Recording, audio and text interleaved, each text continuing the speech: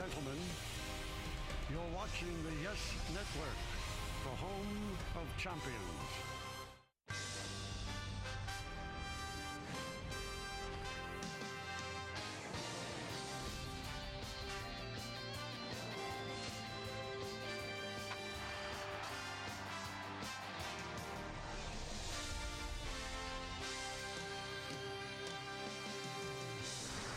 It is a rainy night in New York City, but we're expecting baseball at the Big House, Yankee Stadium, and the big guy is going to make his first home start.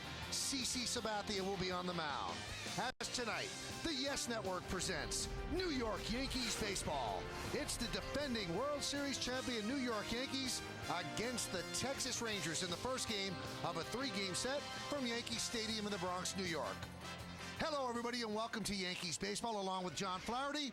I'm Michael Kay. Well, yesterday the Yankees won 6-2. They won their third straight series. They took 2 out of 3 from the Angels. It was also Jackie Robinson's day around Major League Baseball, and Robinson Cano, who was named after Jackie Robinson, well, he made it his very own night. Yeah, Robinson Cano has gotten off to a red-hot start for the New York Yankees. A lot of talk coming into the season. Would he adapt to the number 5 hole in the lineup? And he has. His third home run of the year, followed it up with home run number 4. He's hitting the ball the other way and obviously showing some power. 4 home runs, 9 RBIs early in the year. Gaudy numbers, to say the least. 15 for 38, 4 home runs, 9 ribbies, and 9 runs scored. He is liking the number 5 spot in the Yankee order. Let's take a look at the pitching matchup for this game. For the Texas Rangers, C.J. Wilson will make his second start. He was pretty good in his first start. CC Sabathia, 1-0, 3.46. Last time out, John, he flirted with baseball and mortality. Well, CC Sabathia was a lot more aggressive his last outing than he was his first outing against the Red Sox. Really attacking the strike zone. He had a good fastball, throws it right by Carl Crawford, a quality slider. But anytime you flirt with a no-hitter, you have to have some help from your defense. Alex Rodriguez has a strong throwing arm, but it all ended. Kelly Shopik, a base hit to left. You see Cervelli's reaction. Really the one bad pitch he made in the whole ball game, but an outstanding start. 1 hit, 8 innings. Nick Swisher's gotten off to a good start. Now, you've heard about it, you've read about it, you talk about it. It's time for segment 2. Coming up, Kim Jones and Nick Swisher next on Yes. Over 30 years.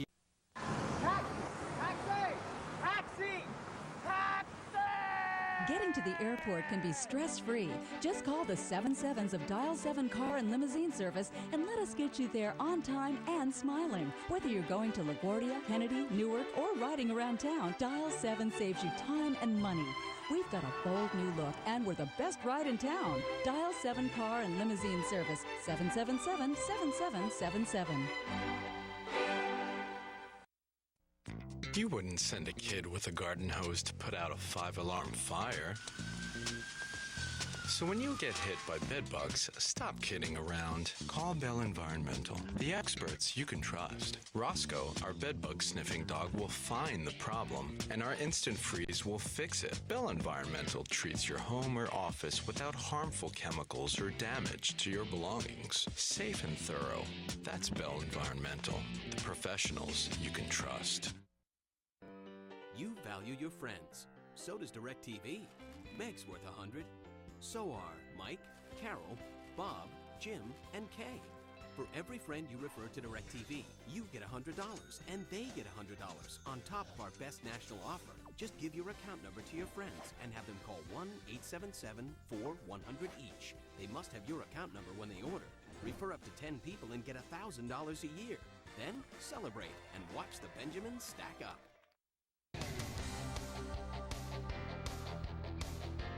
Welcome back to segment 2. Tonight is your chance to get to know Nick Swisher a little bit better. Nick, favorite pregame meal? Oof, whatever they got on spread. You know, I don't really have Chipotle. If I could get Chipotle, I would eat Chipotle every day. You turned into a healthy eater this offseason. Right. What'd you cut out? Right, Chipotle, I cut out. No, I get it once a week. I still put it in my body once a week. I think it's the greatest restaurant ever, and it's great. I love it. Why do you and the Bleacher Creatures have such a love affair going? I don't know.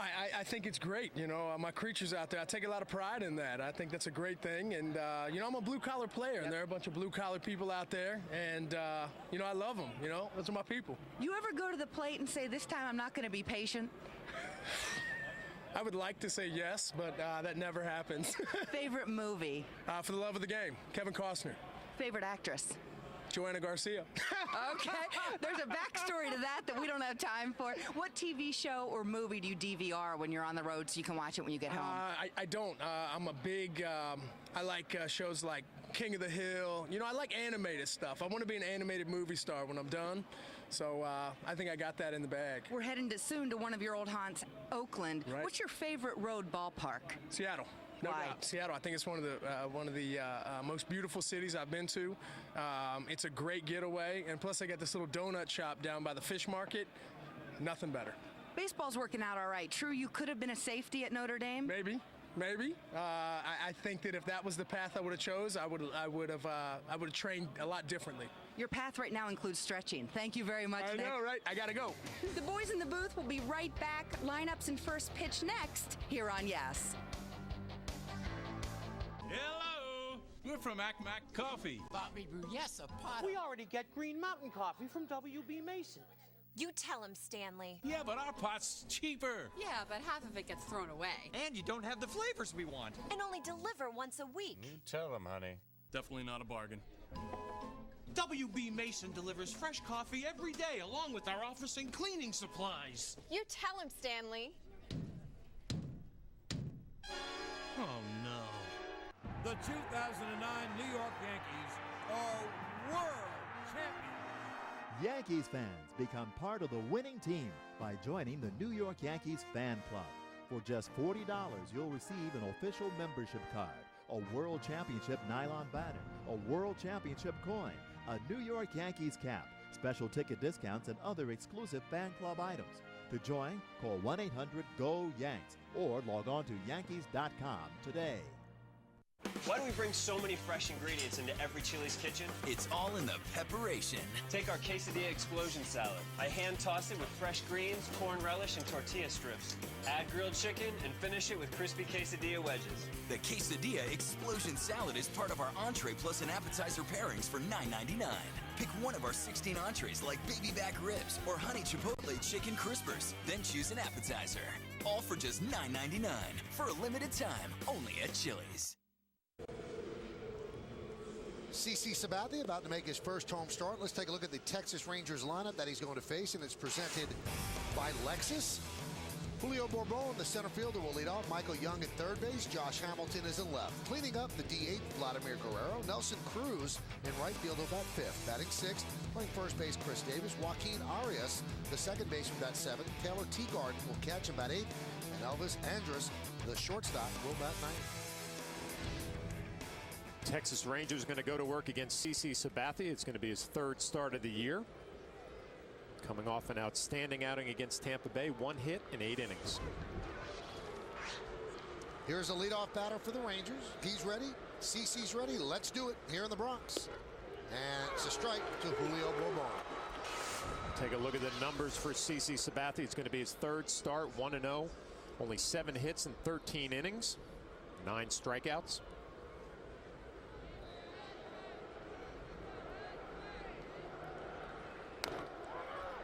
Grounded foul. Take a look at our scouting report on CC Sabathia. He found the recipe for success his last outing. Really attacked the strike zone. Felt like he was a little too fine in Boston, and Francisco Cervelli made a lot of nice calls in that ball game. Did a good job, and he's going to try to set a new trend tonight. He always struggles in April the last few years. If he wins this game tonight, it'll be his second win in April. He hasn't done that for the last 3 years. And the 0-2. Grounded to second. Cano. And there's one away. Why don't we take a look at the entire Yankee defensive schematic, and it's brought to you by Mercedes. We've already met Cano at second, so let's look at the infield first. Alex Rodriguez at third, the captain, the shortstop, Derek Jeter, Cano and Teixeira at first.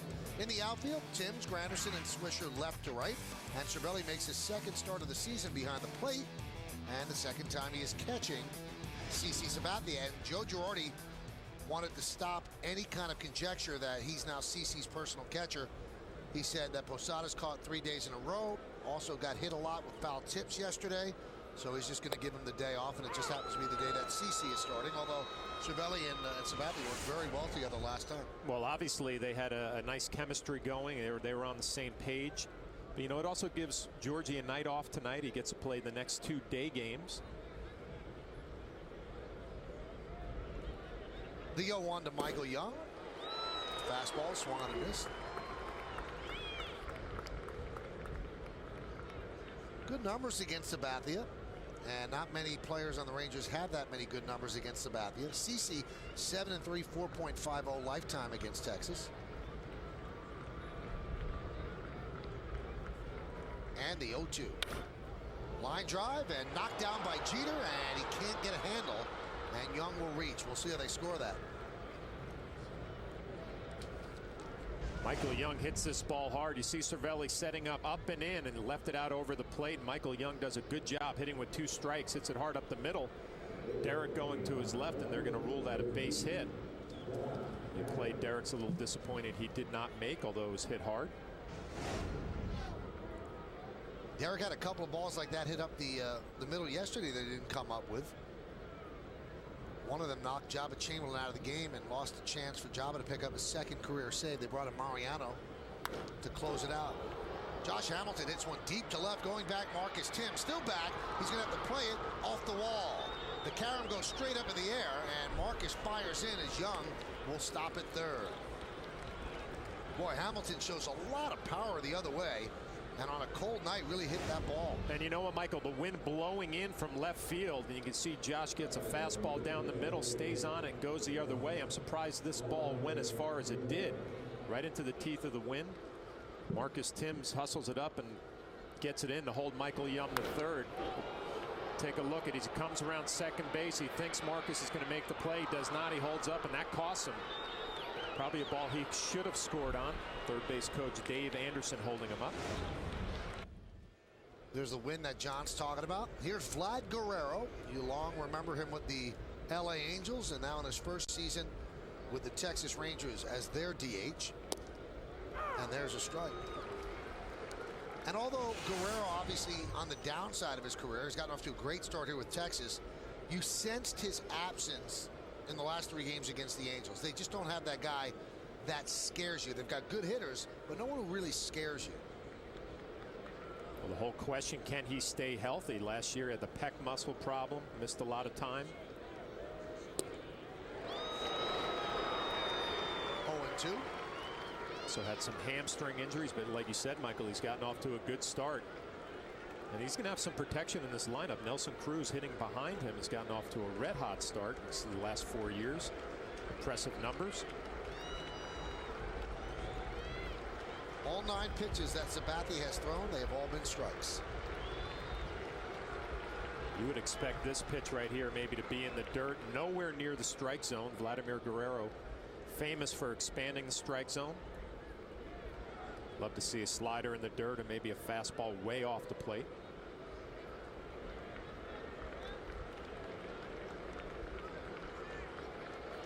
And the 0-2. Lofted into center field. Granderson makes the catch. Tagging is Young. Here's the throw. And Young is in there on the sac fly by Guerrero. And Texas leads 1-0.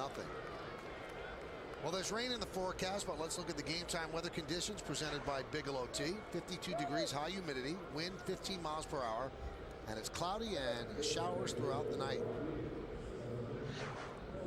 Hey, I've been impressed, John. Granderson has a pretty strong arm. He does, and that was the one thing I noticed in spring training. When you don't get to see a guy every day, I mean, that was the one question mark. What kind of center field would he play, and what is his throwing arm like? And he shows a good arm here. It's just offline a little bit. Cervelli comes up to catch it, but that is a strong throw on the fly.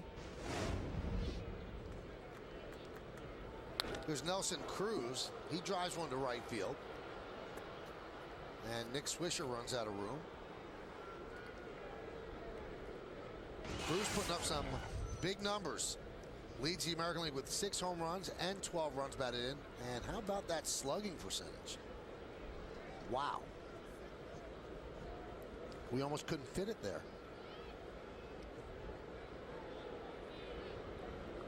You have a slugging percentage 700-800. That's eye-popping. So what he has is kind of sick.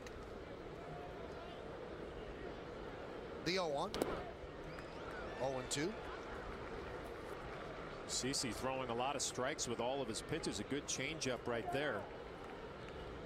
Nelson Cruz has gotten off to such a hot start. As Chris Davis, a lefty hitting behind him, can offer some protection. All 12 of his pitches have been strikes. IOTV offers you incredible HD picture and sound. HD is free with IOTV, the official HD service provider of Yankees baseball on Yes.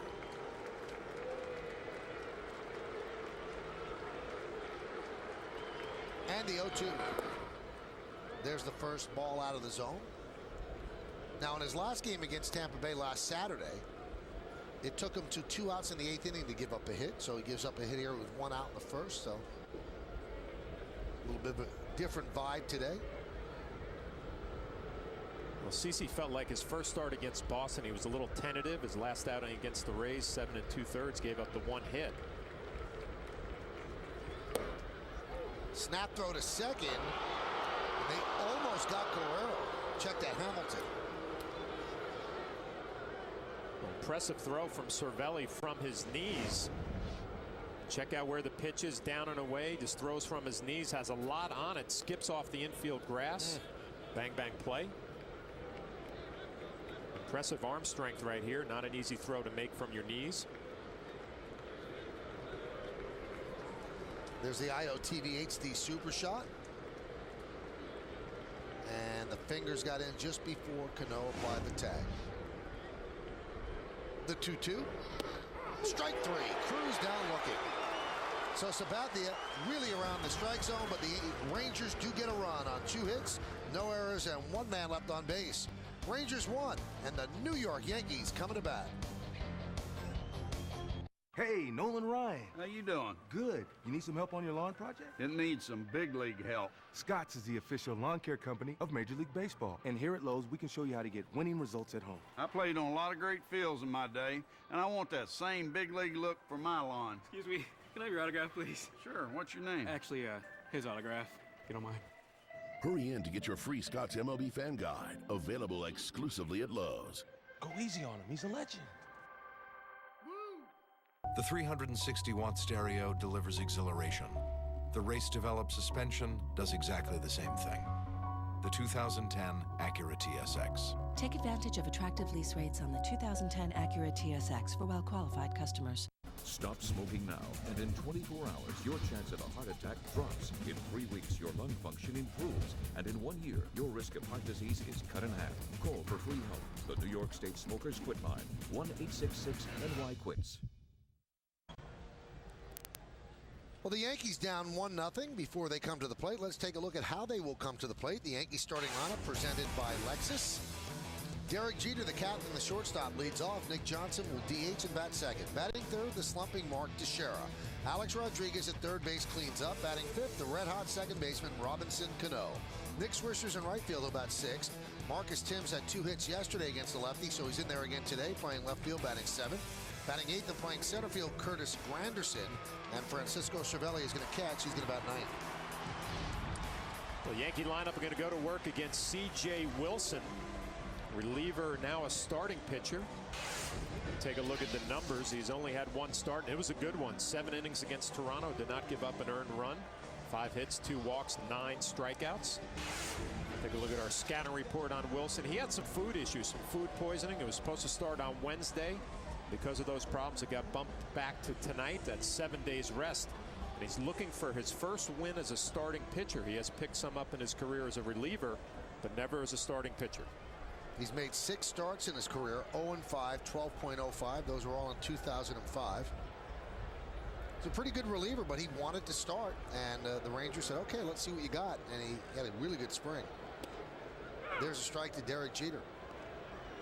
Well, we remember him coming out of the bullpen, and he had a blazing fastball. They say his fastball's down a little bit now, that because he's a starter. But a good slider will throw a changeup. Punched out the other way and off the glove of Arias into right field for a base hit for Jeter. And that's his first inning hit of the year. He'd been 0 for 9, but now he has a 10-game hitting streak. Gone off to a very consistent start. You can see it's a fastball out over. Just stays inside, and you called it, slapping it the other way. Line drive had a little something on it, though. It wasn't his ace swing, just out of the reach of Arias. Leadoff base hit.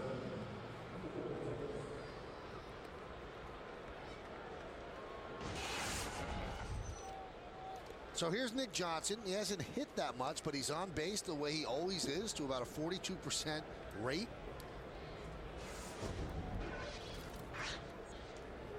He will take his pitches, and that's why his slumps will not be as pronounced, because he'll always seem like he's on base. A great spot to hit, behind Derek Jeter, in front of Mark Teixeira, Alex Rodriguez. We saw Johnny Damon do it last year, pulling a lot of balls to right field. You wonder, Michael, the more he hits in this spot, is he going to get comfortable to pick his spots to get the bat head out and pull some base hits to right field?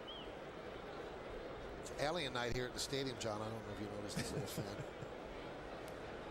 Probably the warmest kid at the ballpark. A little chilly here tonight.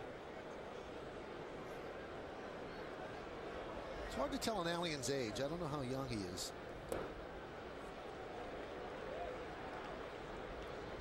Count 2-1. It's a perplexed alien. It does keep the face warm. It is very chilly here tonight. 2-1.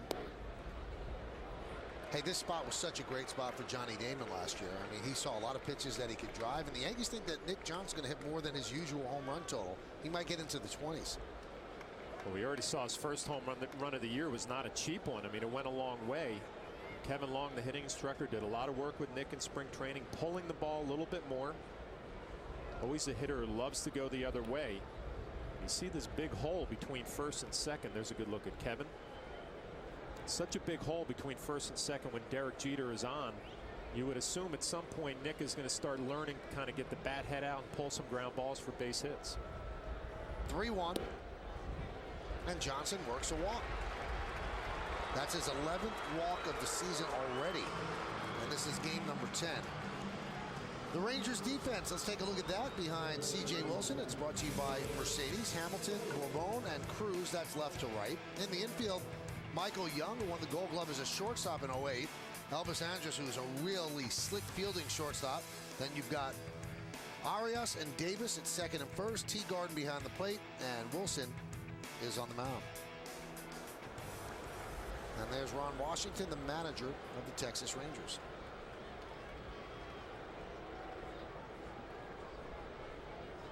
Here's Mark Teixeira. Count 1-0. Well, you wonder with Wilson having these 7 days in between starts, if maybe his control is going to be a little off. Doesn't look like he's missing by much.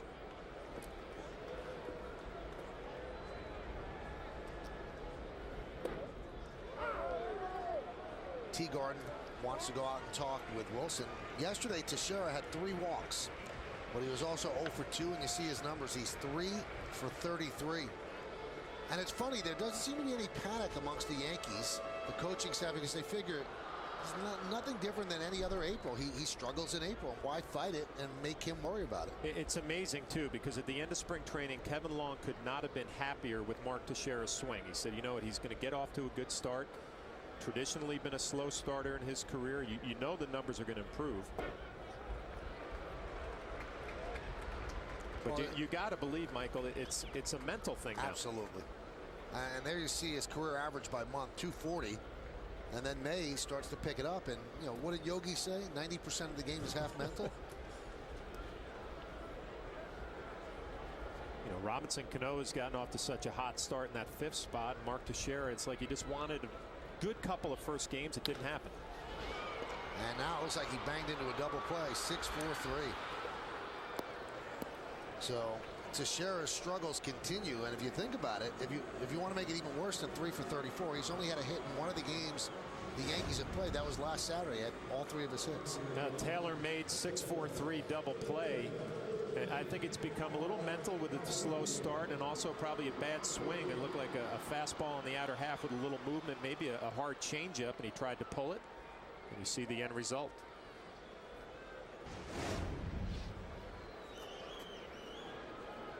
So there are 2 outs now, and that brings up Alex Rodriguez. Rodriguez had 3 tremendous years playing for the Texas Rangers before he was traded to the Yankees. And that one is off the glove of Teagarden. Here comes Jeter. He will score And the game is tied at 1.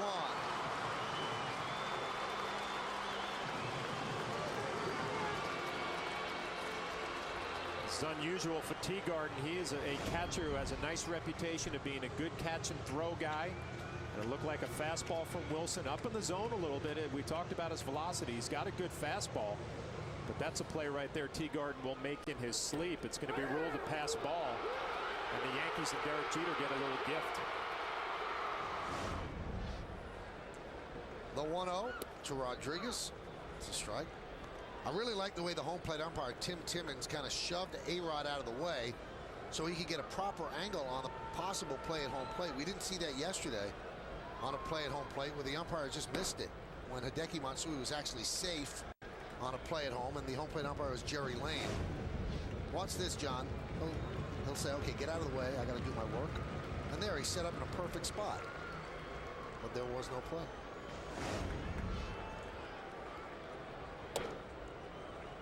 Count 3-1.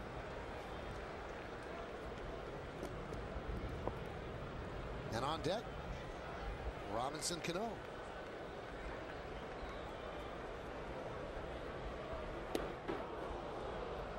Good pitch there. A 3-1 cut fastball, 90 miles an hour. Alex Rodriguez had one thought on his mind, and that was to give the Yankees the lead. You can see the action at the end, a little cutter. Good pitch.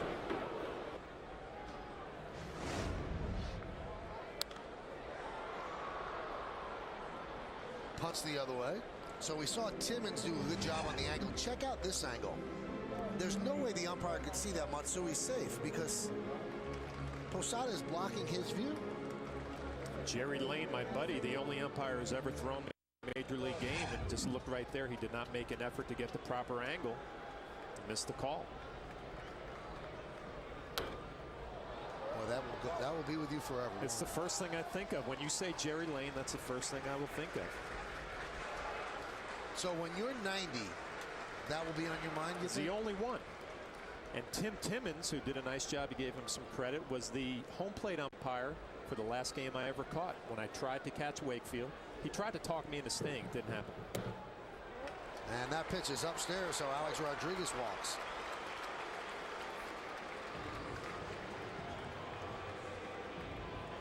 That'll bring up Robinson Cano, who also has a hitting streak of 9 straight. Now, here are Yankee teammates each have a hit in the team's first 9 games. You've got Jeter and Cano. Now, Jeter has one in 10 games. In 06, you have Jeter and Matsui. 88, Henderson and Winfield. And then 31, Lou Gehrig and Lynn Larry. Lynn Larry. It's a big league name.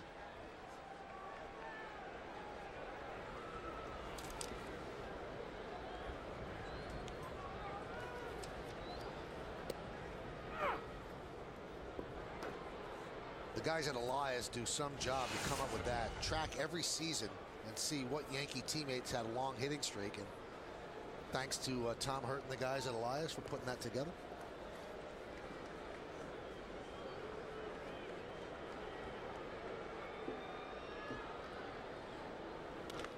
Right back to Wilson. He underhands it to Davis, and that'll do it. But the Yankees tie the score. They get 1 run on 1 hit. No errors and 1 man left. We've played 1. It's 1-1 in New York.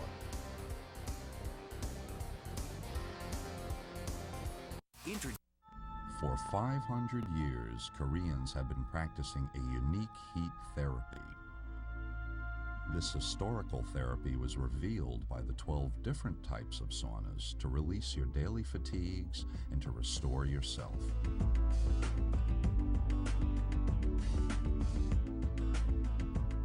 Refresh your body and mind with the heat of a 500-year-old tradition.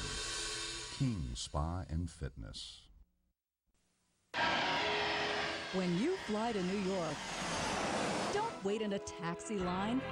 Simply call the 77s of Dial 7 Car and Limousine Service. We'll pick you up outside of baggage claim and take you to your destination in style. If you need more space, dial 7s for a minivan or limousine. We've got a bold new look, and we're the best ride in town. The 77s of Dial 7 Car and Limousine Service. 777-7777. pass your test board. See what happens when kids go to school with the flu? They can easily pass their germs to everyone in the classroom. To keep them healthy, make sure kids get the seasonal flu vaccine right now and novel H1N1 vaccine when it's available. If they're sick, keep them home and teach them to wash their hands often or use hand sanitizer to reduce the spread of germs. A message from your state and local health departments to know what to do about the flu. Yankees Baseball on Yes is brought to you in part by GoRVing.com. Visit GoRVing.com to watch a free video. Go affordably.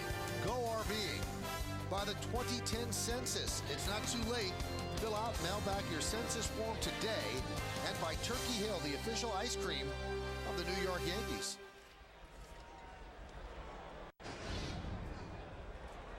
Big crowd bundled up against the elements today. There's heavy rain in the forecast about 9 o'clock, and we certainly have two pitchers that should be able to get through at least 5 by that time. Here's Chris Davis against CC Sabathia. And there's a strike. Now, John, we didn't get your take during the game portion.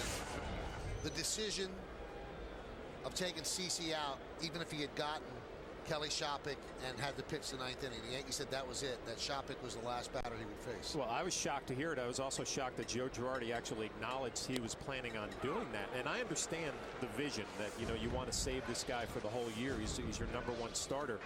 I would have been shocked if they took him out of that ball game. I would have been. Because it wasn't even a thought to me watching that game. I said, you know what, he gets through the 8th inning, it'll be exciting to watch the 9th, and I guess we would never have seen it. But didn't you think it was funny that Joe actually mentioned I was going to take him out? I asked Joe that. I said, why'd you say that? You have to say it? And he said, because I knew they would ask it. I said, well, even if they asked it, and you can see no starting pitcher has ever been removed with a no-hitter intact after at least 7 2/3 innings while his team held the lead. And he said, well, they would ask. I said, okay, they could ask. And he said, well, you know what? I didn't have to make that decision. That's right. But instead, he volunteered it because he expected that the question would be asked, and he kind of caused a firestorm. And everybody has an opinion. I mean, everybody keeps giving opinions. You know, I had Bobby Valentine on my radio show, and he said, I don't believe he would have taken him out. He said, I don't think that you should take him out there. And a lot of people do feel that way. And I told Dave Island about it. He goes, those people don't have to sit in the seat and be responsible if CC Sabathia gets shut down, because we're not going to win the pennant without CC Sabathia. You know, and knowing Joe Girardi and Dave Island, they're not afraid to make a tough decision. Obviously, they're thinking big picture. Swing and a miss. Davis down on strike. Cervelli gets an angle, so it's a strikeout, put out 2-3. Now, there are some starters that have been removed from a no-hitter, and here they are. Steve Barber left the game tied 8 2/3 innings in 67 for the O's. Clay Kirby, that's the famous one with Preston Gomez. He was pinch hit for in the 8th inning, trailing 1-0. Don Wilson trailing 2-0, and Francisco Cordova, he left the game tied, no score after 9 innings. David Cone went 7 innings, his first start after the aneurysm surgery. And Joe Torre made the decision, I'm not letting him go for the, and David had not pitched a no-hitter at that point. I don't believe, no, he had not pitched his perfect game, and there was no argument about it. They just said, you're not going. Health reasons there. Well, because they didn't think he was ready his first start after the aneurysm. Okay, my biggest, I guess, question mark about the whole thing, CC threw 111 pitches in that ball game at Tampa. We saw him last year go 120. He didn't even bat an eye. I mean, it was just what he does. He takes the ball, throws 130 pitches. I understand they were thinking long-term and big picture, but how would CC have responded? Had a no-hitter going into the 9th, they wouldn't let him go back out. He had said they would have had a hard time keeping me from going out on the mound. I asked Joe that, and Joe said, I don't know if I could physically stop him. He said, but maybe if my 5 coaches helped, we could. But it would be, I think it would be a deal.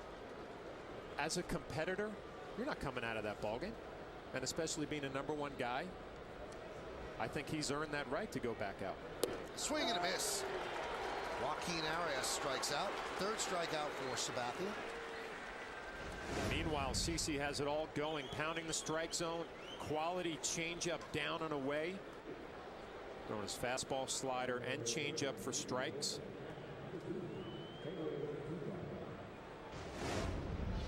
Did you notice one thing, though, about the Shoppach hit that broke up the no-hitter?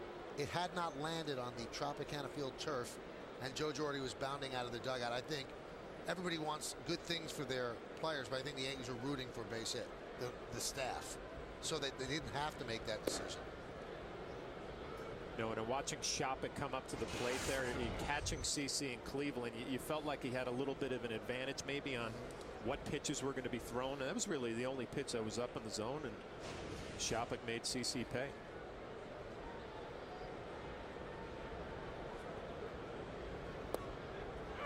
There's a strike. The thing that both Girardi and Island don't like is when people say they wouldn't have taken him out. And then Joe and Dave say, well, have we ever lied? Are we lying? I mean, why would we even bring it up? I mean, we brought it up. We volunteered it. He was coming out. He is dealing tonight. Strike after strike in the count 1-2. Well, he just threw a fastball right by Teagarden. I mean, if you're going to read swings on how a hitter is reacting, and Teagarden is known as a catch and throw, hasn't got a hit yet this year, but this fastball is right by him. You stick with that. Teagarden 0 for 14 so far this year. And the 1-2. Just missed outside. Now, CeCe's a veteran, and he's probably been told there's rain in the forecast at 9 o'clock, so he's not trying to hit corners. He's just rearing back. He feels good about his fastball, and he's throwing strikes. I guess you'd say he's proud of his stuff, Michael, right? It's coming right at the hitters. I didn't want to take your line. I was tempted. He's proud of that. So he strikes out the side. 1, 2, 3. All on K's. First, it was Chris Davis. Swing and a miss. Then Arias, swing and a miss. And how about Teagarden? Swing and a miss. We go to the bottom of the second. The 2009 New York Yankees are world champions. Come out to Yankee Stadium in 2010 to see the 27-time world champion New York Yankees in action. Don't miss calendar weekend on Saturday, April 17th and Sunday, April 18th when the Yankees play the Rangers. All fans in attendance at either game will receive a 2010 Yankees calendar, courtesy of Subway. In 2010, come home to Yankee Stadium, the home of champions. Years ago, the world was faced with a challenge. And Lexus responded by building the world's first luxury hybrid. Today, Lexus has 4 hybrid models on the road, including the HS, the most fuel-efficient of all luxury vehicles. Lease the 2010 HS 250H for $339 a month for 36 months, with $35.39 due at signing. See your Lexus dealer. So I need the entire team together on this so we can work quickly. Nate? I know you've been late all your life. That is one late baby. But I need you with me on the morning flight to London. And you cannot be late, Nate.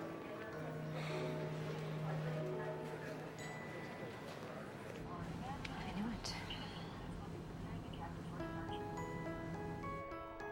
We know why you fly. We're American Airlines. Hey, it's time for the Toyota text poll. Let's take a look at tonight's question. Which in-season replacement closer has the best chance of keeping his job all year? You can text your vote to 58772. Standard text messaging rates apply. And here are your choices. Neftali Perez here with the Neftali Feliz with the Rangers. Kevin Gregg with the Blue Jays. Jim Johnson with the O's. And Fernando Rodney with the Angels. And we will tell you how you voted a little bit later on. Here's Nick Swisher, featured prominently on the very popular segment 2. Some of his hopes and dreams, and from must watch every day. Count 1-1, so's the score 1-1. Going with the high pants, Nick Swisher.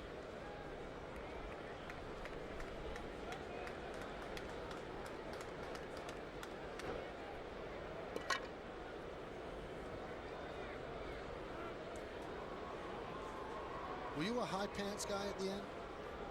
No, you know, I laugh when I see the high pants because I would always wear my pants low. And I always thought if a guy was wearing his pants high, he's just telling everybody I'm struggling and I'm changing it up a little bit. And that's the way I always felt. Now, Nick had one of those days yesterday. He was 0 for 3 with a walk, and he hit the ball hard every time. Had nothing to show for it. Maybe switching it up a little bit. And then you have A-Rod. He doesn't struggle, and he wears them high. Home opener, Swisher bell bottoms on. I was playing for Tampa one year. Hal McRae came in as a new manager for Larry Rothschild, and everybody had to wear their pants up high. Randy Wynn was part of that, who's now on the Yankee team. Did you fight it? I was not a big fan. And he's going to pull the pants down a little bit right around the shoe tops as Andrus puts it away. Here's John Flaherty's showing a little sock, a little bit. I tried to take the elastic out on the bottoms here so that they would hang down. Now, you didn't start your career like that when you were with the Tigers, right? Well, I started with the Red Sox, and I would wear the traditional stirrup, but I still didn't like it high. I liked it down by the ankle. The amazing thing is you're still very stylish, too. There's a ground ball to third. Michael Young, the long throw. And Davis can't come up with the scoop. So Marcus Timms will reach. That's going to be an E5.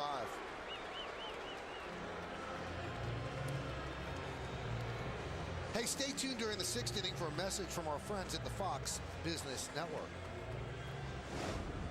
Michael Young had a tough day in Cleveland yesterday, made a throwing error that might have cost the Rangers the win. This is a long throw. Chris Davis actually has a nice reputation of being somebody like Mark Teixeira who can pick. You can see that ball stayed down on the lip of the grass. Did not come up like Davis thought it would. Be an error on Michael Young. Now, John, I want to say one thing because I know sometimes you get sensitive with me.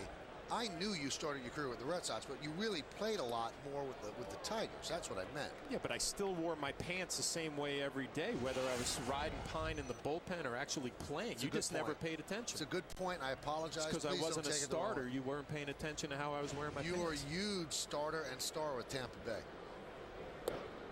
There's a strike. I don't know if you actually could have been a star on Tampa Bay with those lean years with the Devil Rays back then. But I think you still did a good job there. Signed some big contracts. That's a star. We actually had a little Devil Ray reunion around the batting cage today. Sky high pop-up off the bat of Granderson. That is up there. Davis makes the play.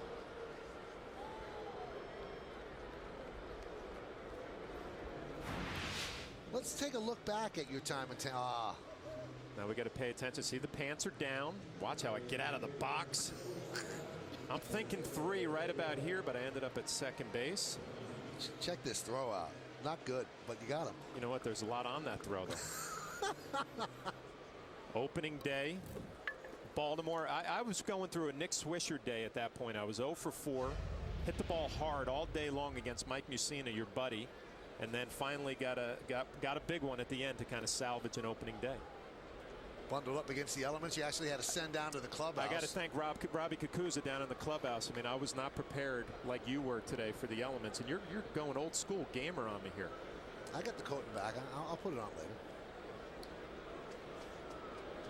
So what about this reunion? What happened down at the batting cage? Well, you know, Randy Wynn, who was playing for the Yankees now, obviously was an old Devil Ray teammate of mine. Josh Hamilton, who plays for the Texas Rangers, was a #1 pick of the Devil Rays and had his problems down there, never made it to the big leagues. And also Tom Grieve, who is a broadcaster for the Rangers. His son Ben played with us in Tampa. So there are a lot of discussions today about the old Devil Rays. There's Josh Hamilton. Has turned his career and his life around. I'll tell you what, he had a rough year last year with the injuries, and that was the first thing I asked him today. He said he's 100% healthy, ready to have a big year. Moved him to left field kind of to take some stress off his body. We'll see if it works out. There's Tom Grieve, now a broadcaster with the Rangers, used to be the GM here. And Josh Lewin, his play-by-play partner.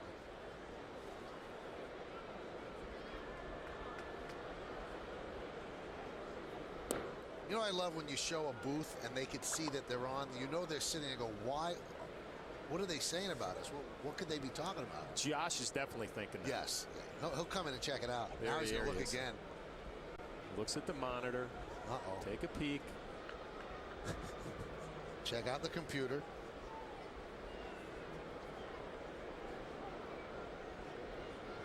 A lot of info on that computer. The 1-2. Strike 3. Cervelli down on strikes. So C.J. Wilson with a good inning. No runs, no hits, 1 error, and 1 man left. We've played 2 at the stadium. It's a 1-1 game. You are watching Yes. 2 powered late lineups step up to the plate as the Yankees host Texas in the Frogs. Tomorrow, Posada and the Bummers bust out the big lumber against Nelson Cruz and the Rangers in a Saturday matinee at the stadium. Rangers, Yankees. Complete coverage starts tomorrow at noon with batting practice today. Only on Yes. When you buy a car, what are you really buying? A shiny coat of paint? A list of features? What about the strength of the steel? The integrity of its design? We go to the 3rd inning here at the stadium. It's a 1-1 game between the Yankees and the Rangers. A cold and windy and somewhat rainy night at the ballpark, but braving all of the elements is our very own Kimberly Jones, who's down the third base camera well right next to the Ranger dugout. Kim, let's talk about Chan Ho Park. A little bit of news today. Yes, there was, Michael. Chan Ho Park has been placed on the 15-day DL. Joe Girardi described the injury to me as a low-level hamstring strain. It is the right hamstring. Joe said we could have waited a few days to see how he felt. Instead, they're being cautious. He's on the DL. The call-up is Boone Logan, who was on his way from Scranton. I am told he made it at 7:25. I'm sure he abided by the speed limit the entire way. He was changing into his uniform and heading right out to the bullpen, so Joe does have another lefty in the pen. As far as Park goes, guys, he had the same hamstring injury last year. However, both Chan Ho and Joe saying it's in a different spot in the hamstring. The inference is it's not a chronic issue, it's a different injury. They're not worried. Now, did he get this injury yesterday? He was like high-stepping in the bullpen, almost he's getting ready to throw and come into the game, and that's how he stretches. Did he get it that way, just high-stepping? No, he's been dealing with it for a little bit, Michael, and I think he thought he was okay, then realized, maybe not so much, and then today they decided to go with the DL move. All right, now we talked about this a little bit earlier. CC Sabathia is pitching to Francisco Cervelli. 2nd straight game that has happened. Coincidence, or is this something that's going to be a usual thing that happens? Well, Joe described it as Jorge Posada caught 3 games in a row, took a couple of nasty foul tips yesterday. They just decided to give Jorge a day. Jorge will catch both tomorrow and Sunday's games. Listen, it worked well with Cervelli last time. Why not stick with it if Jorge is going to get a day off? Cervelli told me, guys, he is still learning every time out. That's not a surprise. He said one thing he learned last time, as effective as CC was, he did not have his great slider. Francisco said, hey, I could still go to it. It froze Evan Longoria on a strikeout. So I guess no surprise there. CC can still be effective even when he does not have his great stuff. But one thing that makes these two guys click, Francisco said even last year, he never treated me like a rookie. CC told me, you call the game and I'll follow.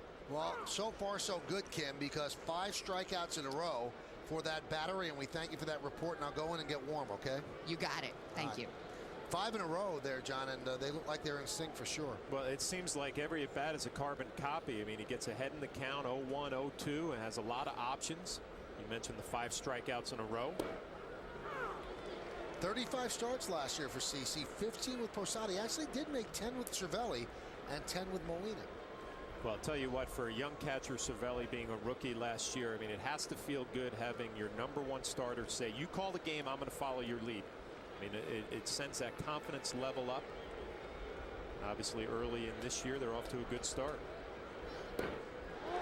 Now it's 6 strikeouts in a row. It started with Cruz, the final out of the first. He struck out the side in the second, and now has struck out the first 2 here in the third. Yeah, sometimes when you have a pitcher racking up the strikeouts, you worry about the pitch total, but CC gets ahead 0-2 and then finishes him with a nice slider, perfectly located, down and away.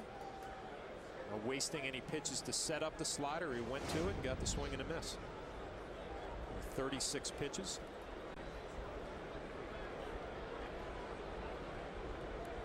Here's Michael Young. Fouled away. Now, speaking of Michael Young, he was charged with an error in the second inning on the Marcus Timms ground ball.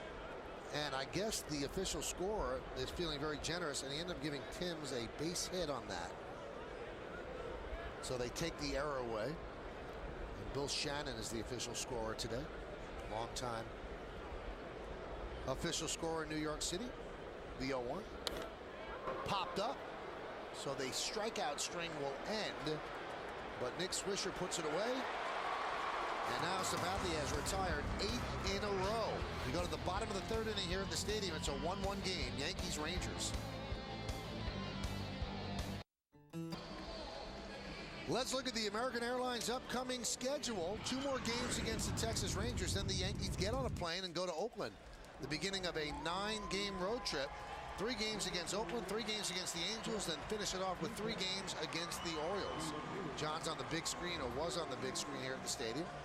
They showed a montage of John's highlights with the Yankees and got a nice hand. It's amazing. In 3 years, they found 3 highlights. That's a very impressive highlight package. Here's Derek Jeter.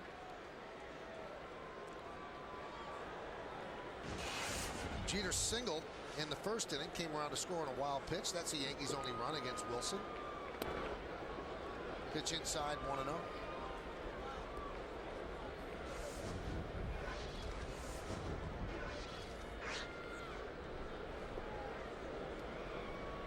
Two left-handers going at it, throwing well. Count 2-0. The Rangers have been very happy with their starting pitchers early on in the year. A lot was made last year. Nolan Ryan, the president, saying, you know what, we're going to stretch these guys out. Not worry so much about the pitch count. Starting staff has gotten off to a nice start.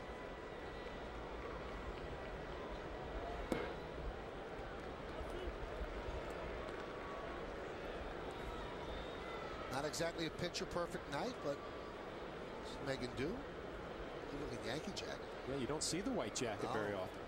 And it's pristine clean too. There's a strike.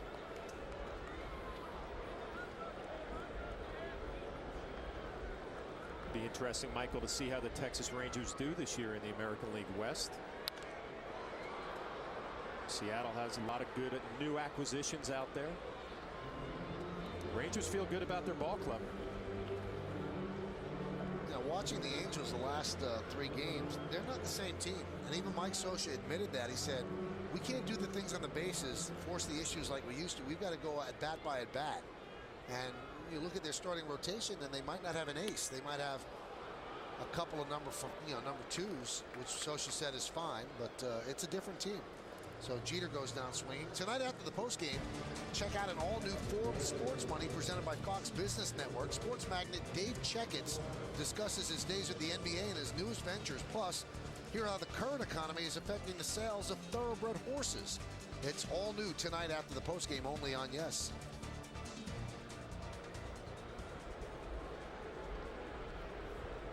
Here's Nick Johnson, and he gets plumped. And he is in considerable pain. I don't know if it got him on that guard that he had on his elbow, but he jogs to first and he waves off Steve Donahue. Let's take a look. That's above the guard. Maybe caught a piece of it. C.J. Wilson, we talked, he's got a good fastball. He's kind of effectively wild. We saw Derek Jeter swinging a pitch up and out of the zone. Nick Johnson takes a fastball right off that right tricep.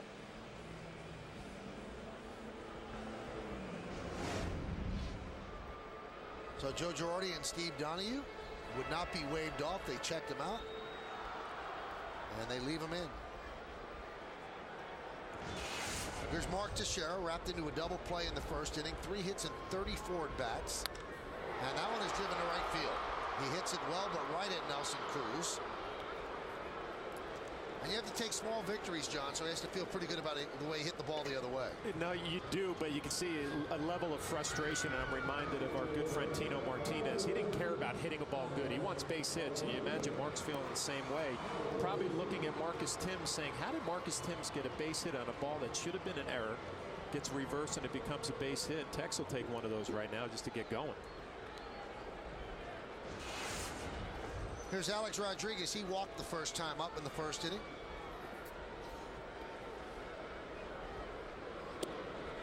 And a strike.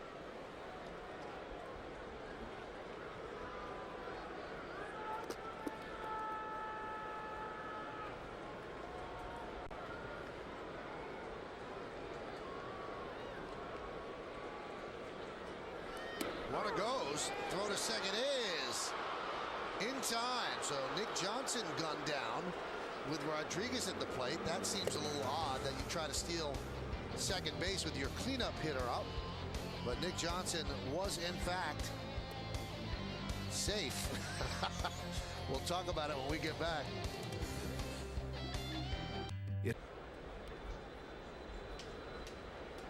Having a good time at the ballpark. We can't guess, so if you're guessing at home, we'll give you the answer in the bottom of the fourth. Here's Josh Hamilton. Doubled off the wall and left against Sabathia in the first. And takes a breaking ball for strike. Now, he is safe here. You have to wonder why he was stealing, but you see the back leg gets in before the tag is applied. Confusing. You wonder maybe if there was a missed sign. I mean, Alex Rodriguez down in the count 0-1. Nick Johnson, a guy you would not expect to steal. Talked about Taylor Teagarden, a guy who's got a good throwing arm. See that bag move before the tag is applied. Mike DeMuro, the second base ump, didn't see it that way. 1-1 game, top of the fourth inning. Grounded to second. Cano. One away.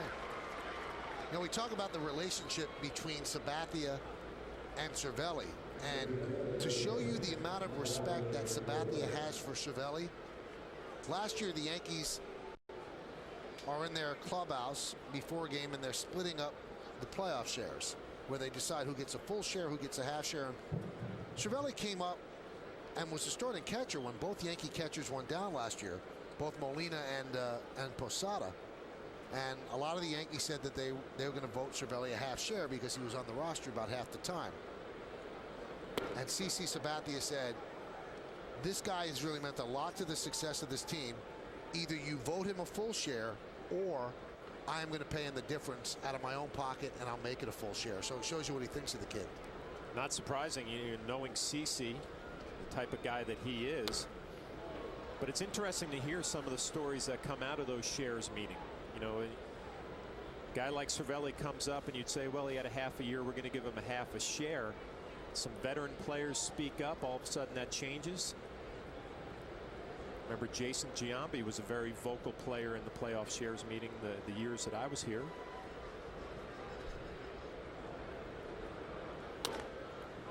Grounded toward third, Alex Rodriguez. And there are 2 outs. Take a look at the K by K for CC Sabathia. Good fastball on the inner half, freezes Cruz. A nice slider, a swing and a miss. He has a changeup. You've seen all 3 of his pitches. Another changeup. Another changeup. Good finish down and away, and a good slider. Getting ahead in the count and having the pitches to finish off these Rangers hitters. Certainly economical. 44 pitches with 2 outs here in the fourth inning. Here's Nelson Cruz. And there's a strike. He's got all of his pitches working. You would expect the Texas Rangers to start swinging early in the count. I mean, CC has established that he is going to throw strike 1. Second time through the order, you expect them to come out of that on deck circle swinging the bat.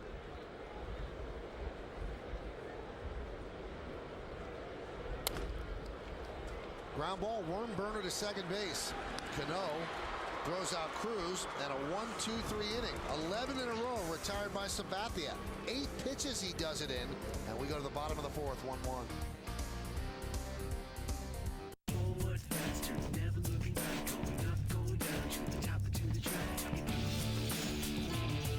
The energy drink for your feet. ZigTech. I get more train, less pain. Toyota customers are extremely loyal, and their confidence has been inspiring. It's this support that has made the Toyota Prius the #1 selling hybrid in the world. Take advantage of great deals right now at your Toyota dealer. Right now, you can lease an amazingly fuel-efficient new 2010 Toyota Prius for just $189 a month. Plus, for a limited time, get a free 2-year maintenance package when you buy any new Toyota. Toyota, moving forward. I thought if you had an older home, there was no way you could reduce your energy costs. Boy, was I wrong. We had our house performance tested by a contractor certified by the Building Performance Institute. They found a host of problems that could be corrected. They showed us what it would cost and how much we'd save this year. And for years to come. We've reduced our energy use 45 to 50%. And it's good for the environment. How can you beat that? For more true stories of how New Yorkers are saving energy, log on to getenergysmart.org. Okay, Pixels. IOTV brings people every HD game of the Knicks, Rangers, Nets, Islanders, Devils, Mets, Yankees, Giants, and Jets. So, can we all agree not to play favorites? I suppose. Right, sure. I guess so. Great. Let's shake on it. All right, let's do it. Yes! No one delivers more New York sports in HD. IOTV brings you an extraordinary HD experience free. Time for the answer to the New York State Smokers Quit Line Quiz. Nelson Cruz leads the American League in home runs. Who are the 3 players in Texas Rangers franchise history to win American League home run titles? I would think the guy up at the plate is one, and he's done it 3 times. Then Juan Gonzalez twice, and good old Frank Howard twice. Hondo. So Alex Rodriguez, who was at the plate when Nick Johnson inexplicably got thrown out stealing, takes a pitch low, 1-0.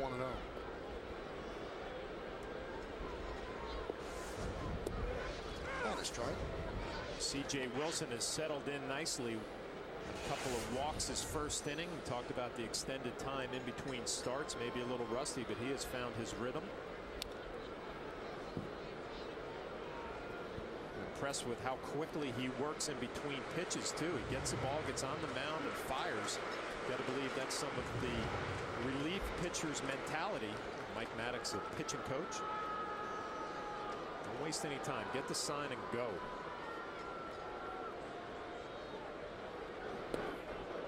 Maddox is really a highly respected pitching coach. Did a good job in Milwaukee and now has done a good job here. The brother of Greg Maddox.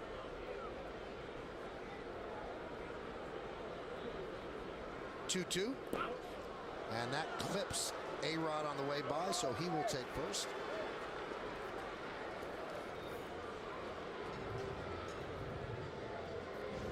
Wilson hits back-to-back hitters. Nick Johnson with a fastball, and here Alex Rodriguez gets a little slider off the left foot. Wilson's effectively wild. I mean, he'll run one up and in. Kind of an uncomfortable at bat.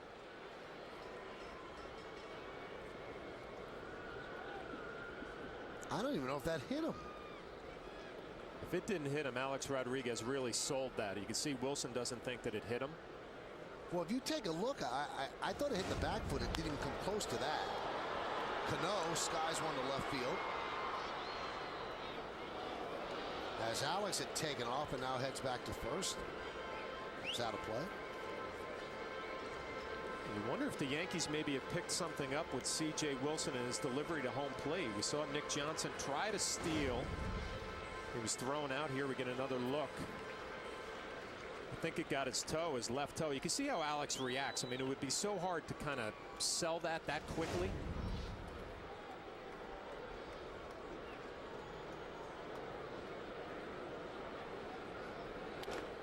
There's a ground ball and grabbed there by Young, and off Young over to Andrus, but there's no play.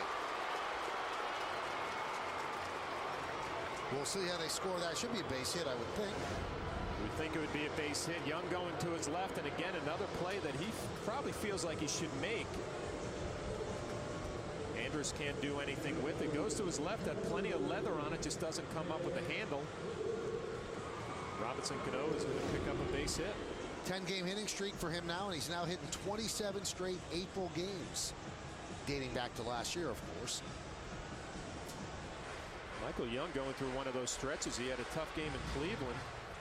Made an error that might have cost the Rangers the game, and here early on in this ball game has had a couple of plays that he should have made. So now Cano and Jeter are the only Yankee teammates ever to start off a season with 10-game hitting streaks. There's a little history being made.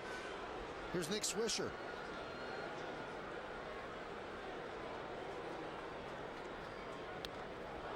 I was thinking, John, before you even laid down that bunt, with rain in the forecast, you play the 4th inning like it's the 7th inning right now. I was thinking the same thing, and You know, Nick hit a ball hard his first at bat, so he had a good swing off of Wilson, but Joe Girardi maybe thinking a little small ball. If I can get a run or two here, the way my number one, CC Sabathia, is throwing, might have a shortened ball game, might work out.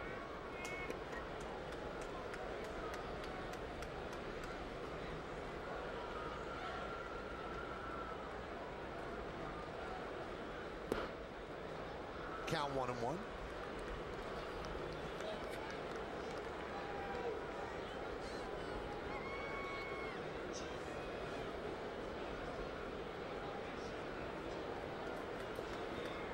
Marcus Timms on deck, has been swinging a hot bat against the lefties.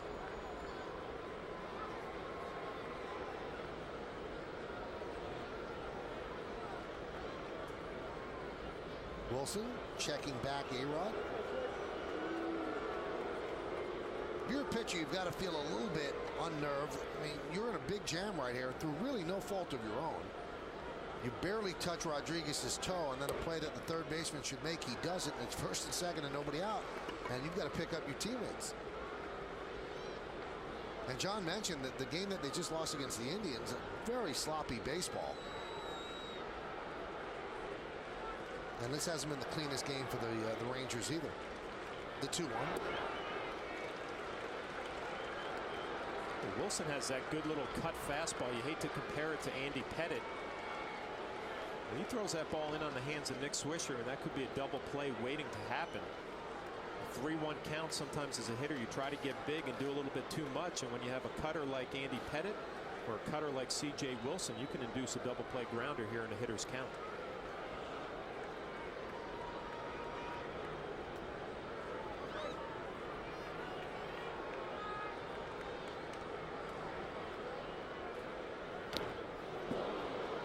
So once again, Nick Swisher works the count full at 3-2 with that foul ball.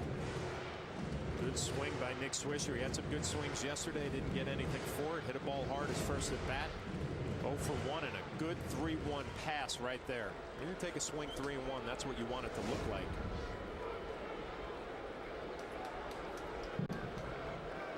Nick has already had 10 full counts already. Last year, 20% of his at bats were full counts.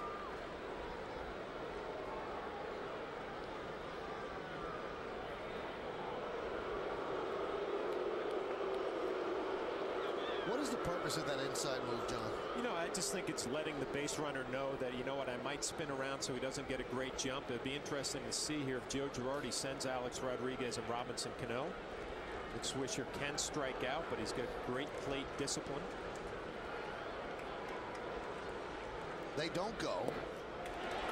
And Swisher walks, and the Yankees have the bases loaded and nobody out.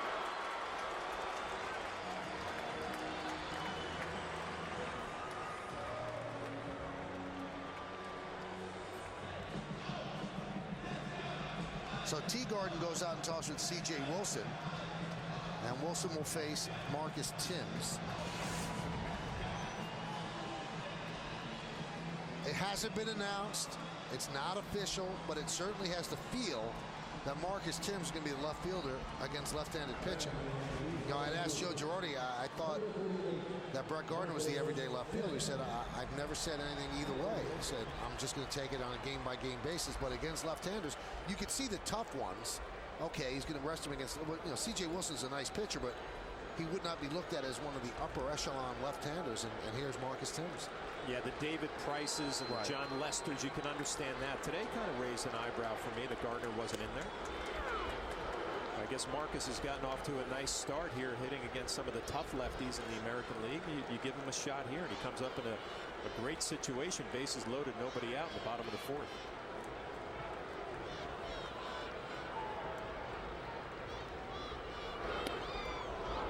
Count 0-2.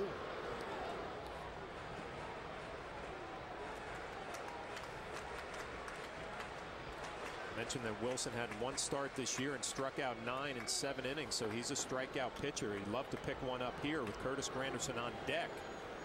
Bases loaded. Got a couple of pitches to mess with here with Marcus Timms ahead in the count 0-2. Missed inside the count 1-2. Marcus last night 2 for 3, doubled off the wall in left center field. and that was against Scott Kazmir. And you could look at Kazmir and say, well, that's one of the upper echelon lefties. But again, Wilson doesn't quite fall under that. But why take a guy who's hot out of the lineup? Check swing, but the umpire says strike 3. And it was a called strike. Tim shaking his head. Take another look. It looked like a slider.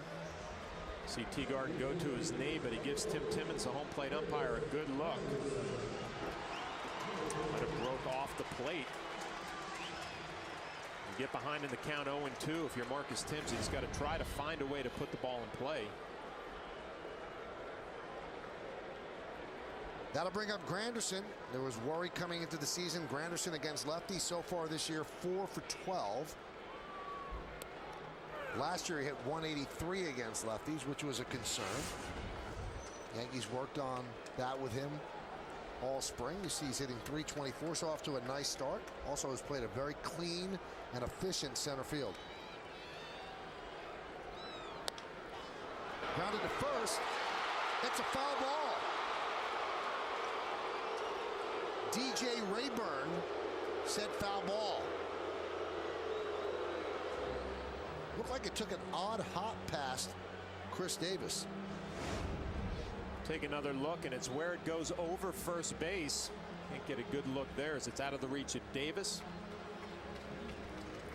Looked like it landed foul over the first base.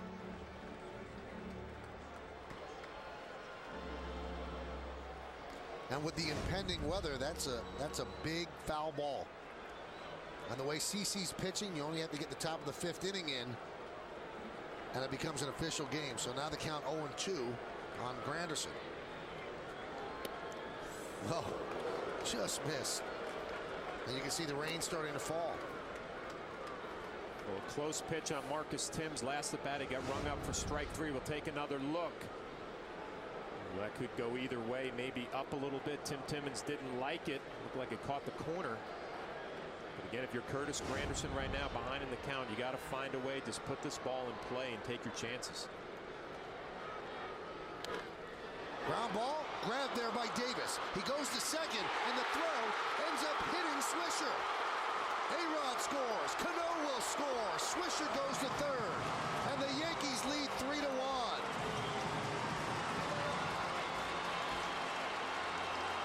Now Mike Maddox out to talk with C.J. Wilson. Another sloppy play by the Rangers. We'll take a look. Davis is going to go to his right. He makes a nice play getting leather on this, and he throws from his knees just right in the back of Nick Swisher. Great play to get to it, and a nice job by Curtis Granderson just putting the bat on the ball and taking your chances, and it works out as Davis makes a wild throw hitting Nick Swisher.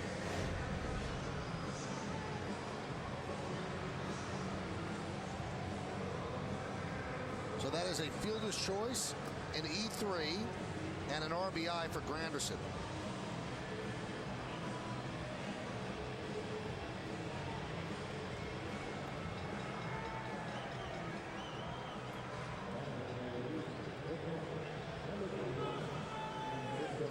You give him credit for making the play, but then the error washed it all away. Here's Francisco Cervelli.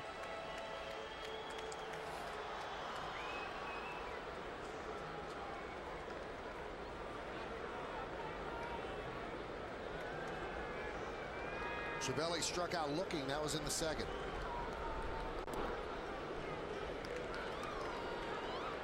Count 1-0. Curtis Granderson has 4 stolen bases already this year. Has not been thrown out. A little first and third situation here. The number 9 hitter Cervelli. Nice opportunity maybe for Granderson to get on his horse, get in motion. Cervelli put the ball in play. A loop in left field, a base hit. That's going to score a Swisher. RBI single for Cervelli as Granderson moves to second, and the Yankees lead 4-1. Nice job by Cervelli, not trying to do too much here. Again, it's that cut fastball, and he just stays inside. Watch the hands inside. Beautiful. Gets jammed a little bit. Strong enough to muscle it to the outfield. A little base hit, RBI. a nice job with CC Sabathia, now picking up a base hit and RBI. The Yankees lead 4-1.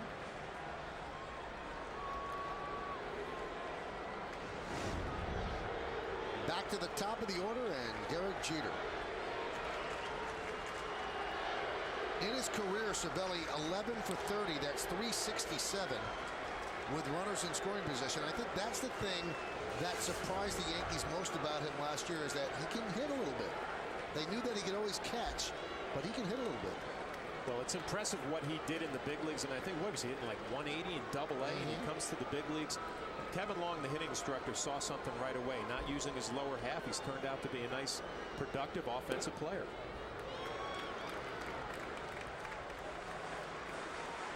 We talk about the numbers with runners in scoring position. I mean, as a backup guy this year, he played every day last year when Posada and Molina were hurt.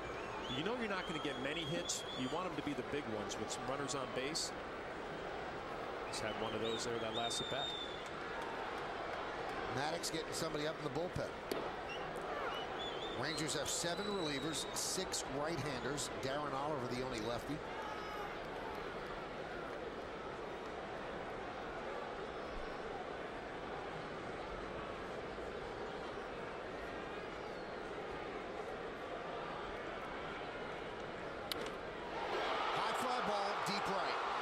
Nelson Cruz back right on the lip of the track. He makes the catch.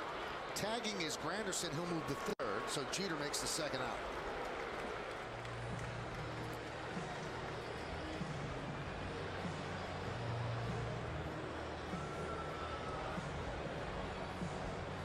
This is the radar from AccuWeather, and I guess the that band of pink is not good.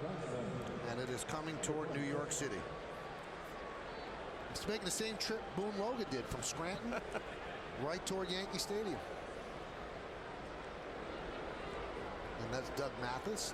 For those that joined us late, Channel Park put on the DL. Boone Logan, what a good spring. Recall from Scranton Wilkes-Barre.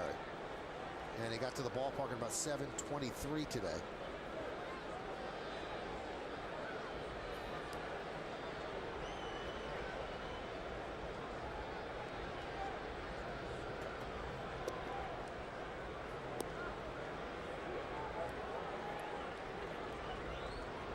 Count 1-0.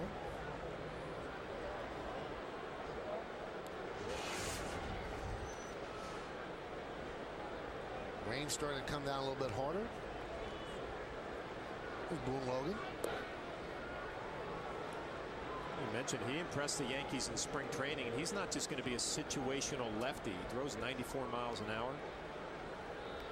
Joe Girardi, Dave Island telling me today he can go an inning and go a little bit more. He's not just going to be your lefty specialist.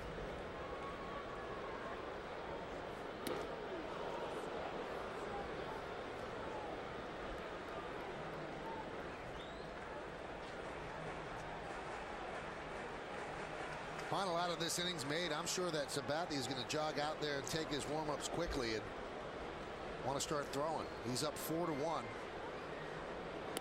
And the Yankees know the weather report, and it's not a good weather report. Unless you're a farmer.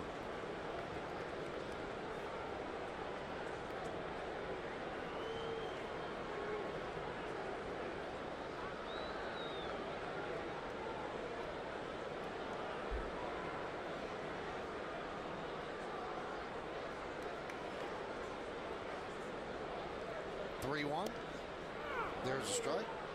It's funny though, we know that the rain's coming, the Yankees know the rain's coming, but their batters will not go out of what they do. They will not swing at the first pitch, put the ball in play, because they don't know if the rain's just going to stop. They're not giving away ABs. That's what Paul O'Neill always says. Those at bats are too valuable. High fly ball, shallow left center. Josh Hamilton will make the play for the final out of the inning. But the Yankees take the lead. They score 3 runs. Sloppy play by the Rangers. Right here, Chris Davis throws the ball into the back of Nick Swisher. That scores 2 runs. And there's the third one to give the Yankees a 4-1 lead after 4.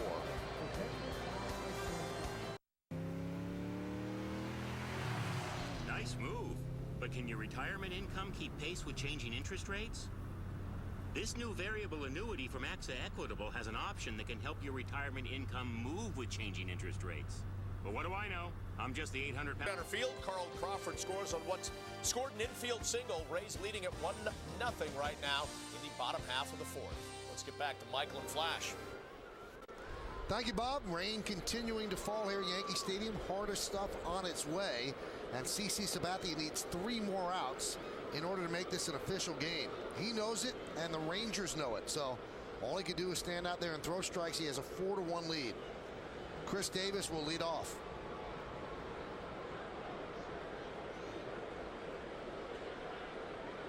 And Sabathia deals. There's a strike. Now, we say that batters don't get out of what they do, John. Do pitchers get out of what they do, and you see the Acela scoreboard 4-1 Yanks? No, definitely not. I mean, CC Sabathia just pound the strike zone early, get ahead in the count. I mean, you know these are an important 3 outs with the forecast. But I think Cervelli and CC have been in such a nice rhythm. Just keep doing what you're doing.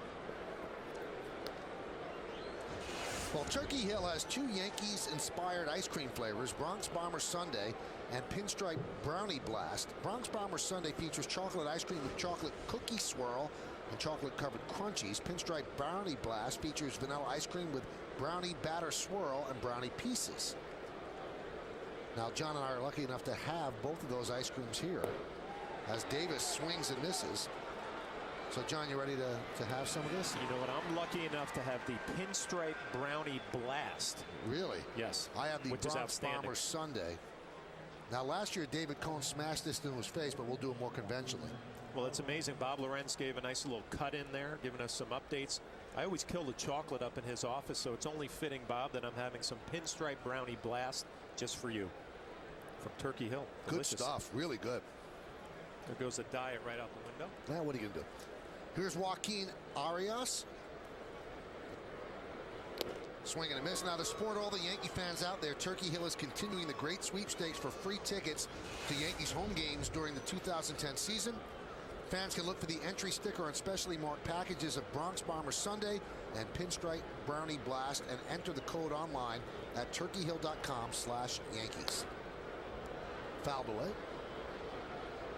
And CC has continued to throw strike after strike right from the very beginning.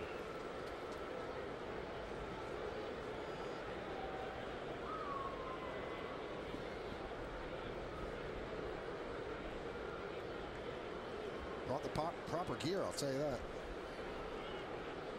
The 0-2. Line drive and over the leaping try of Jeter into left center field. So Arias picks up a single. Wasn't a terrible pitch either from CC Sabathia. It looked like a changeup down and away, and Arias does a nice job. Kind of fooled on the speed, but you can see it extends out towards the pitcher's mound to keep that bat in the zone a little bit longer. One-handed swing, picks up a base hit. Not a terrible pitch. Better hitting.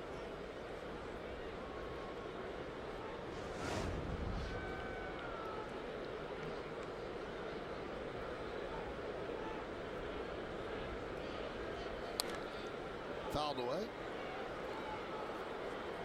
Every hitter the second time through the order for the Rangers has seen 3 pitches or fewer from Sabathia. So they learned in the first couple of innings he's going to throw strikes, so we're not going to sit here and be down 0-2. So they're jumping on pitches early in the count. Yeah, that first time through the order, you always sit in the dugout, watch the opposing pitcher, see what he's got going on, and it was very evident early CC was going to throw strikes, get ahead in the count. And that single by Arias broke a string of 12 straight batters retired. Along with John Flaherty, I'm Michael Kay, and you're watching Yankees baseball here on a rainy Friday night in New York City, and you're watching the Yes Network. We thank you for joining us and starting your weekend with us. Yankees have won 3 straight series and trying to start this one up properly with a 4-1 lead here at the top of the 5th.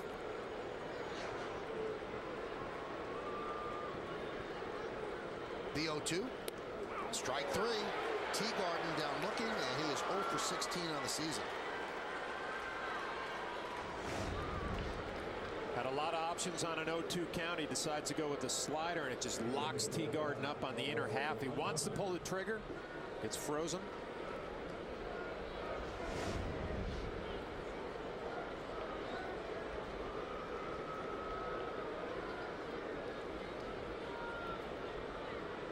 Here's Elvis Andrus.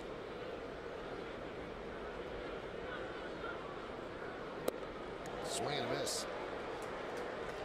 Right now, if you're a Ranger hitter, you have no idea what's coming on any count. And that's a first pitch changeup to the number 9 hitter in a 4-1 ball game. And CC right now can throw any pitch for a strike at any time.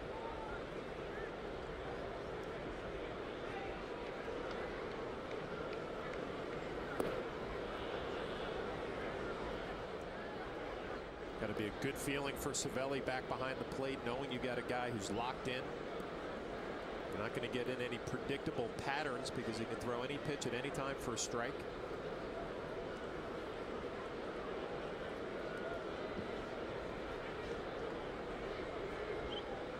A 1-1 changeup coming.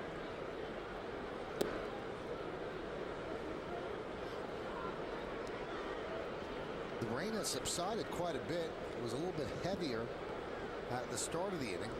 Now it's kind of more of a drizzle.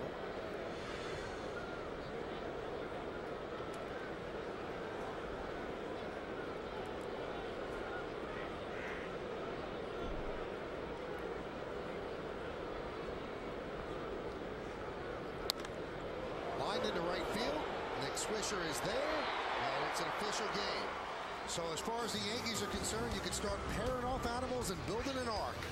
We're halfway through. Yankees lead 4-1.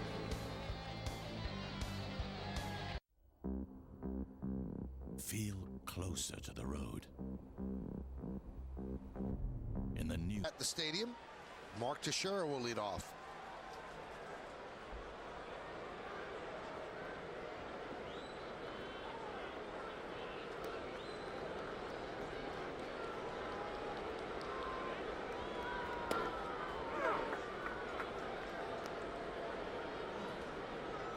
Count 0-1. Teixeira's 0 for 2 tonight.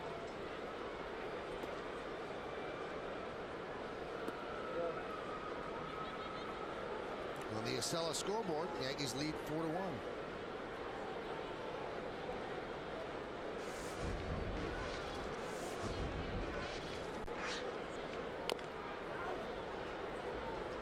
Do you see anything from his swing, John, that would lead you to believe he should be 3 for 35? You know what, watching him, it looks like he's working underneath the ball a little bit, and I thought he did that at the beginning of last year. He was getting some pitches to hit, and he was kind of working like this type of a swing underneath, like leaning back on his back leg just a little bit too much. It's so hard. You know what you're doing wrong. You work on it in the cage. And that's the swing he took right there, and he is 0 for 3, really, really struggling. I said you work in the cage, you work early, you do all the drills, and you get in the game, you just don't feel it. Doesn't look like he's picking the ball up early either. A little cutter down and in, kind of a half swing. Good news for Kevin Long and Mark Teixeira. It's a long year, and you know the numbers are going to end up where they need to be. Doesn't make it any easier to go through this thing. Here's Alex Rodriguez. Walked and hit by a pitch. And also, what makes it easier, I think, and you can speak better to this than I can, he's slumping, but the team's playing well. They're 6-3, so he's not beating himself up that they're losing because of him. I imagine it makes it a lot easier, but still, you want to go out there and just get some positive thoughts going, some good feelings.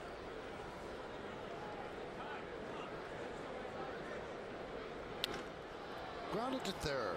Gobbled up by Young. 2 outs. Time for another look at tonight's Toyota Tex Bowl. We will refresh your memory on the question, which in-season replacement so far as a closer has the best chance of keeping his job all year.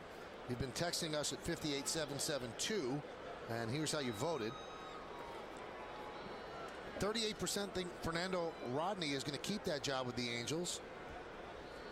And 34% think that Felice is going to keep the job with the Rangers. Robinson Cano checks the swing. Brian Fuentes on the DL.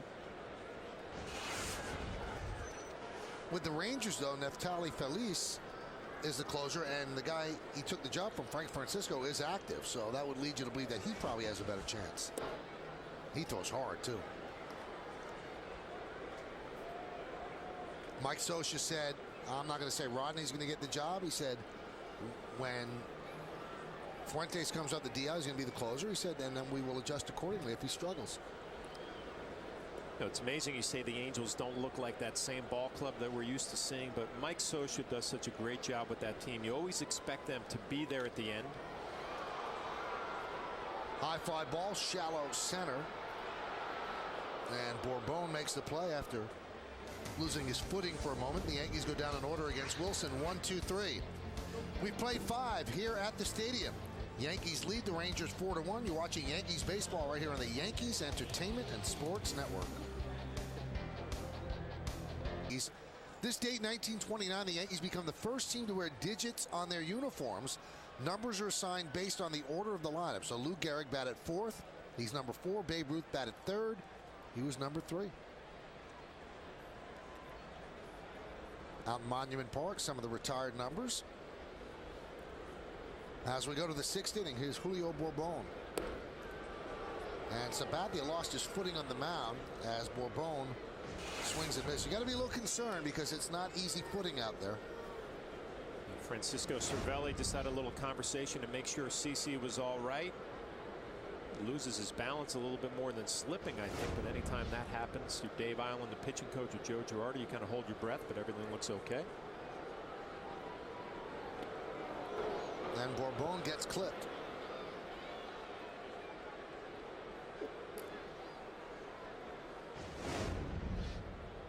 Take another look at the slip on the mound. It looked like that front foot came down and it was actually in place. He just lost his balance a little bit.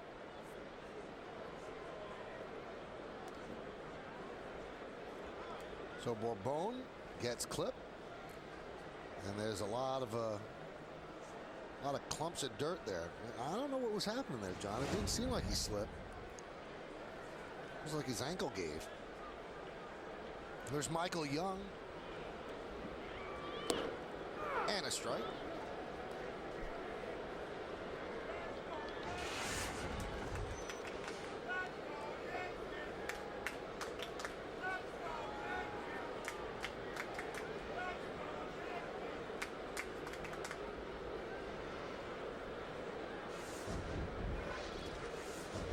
The 0-1.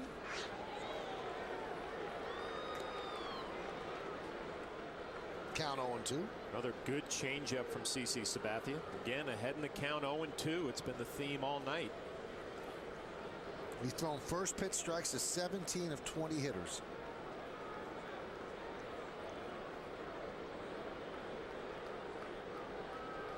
The 0-2. Grounded softly to second. They'll get the force, and that's all they'll get.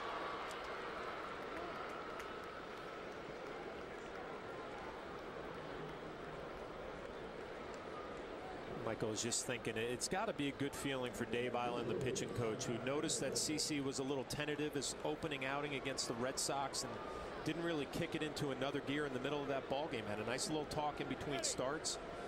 Was out his last start, had a great game against Tampa, the near no-hitter. And then he comes out tonight. Look at that, 52 strikes, only 12 balls.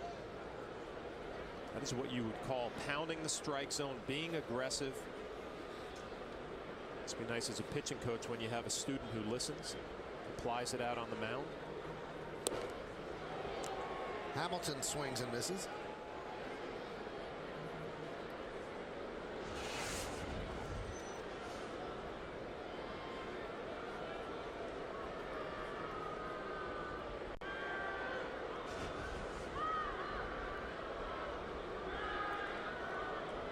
The 0-1.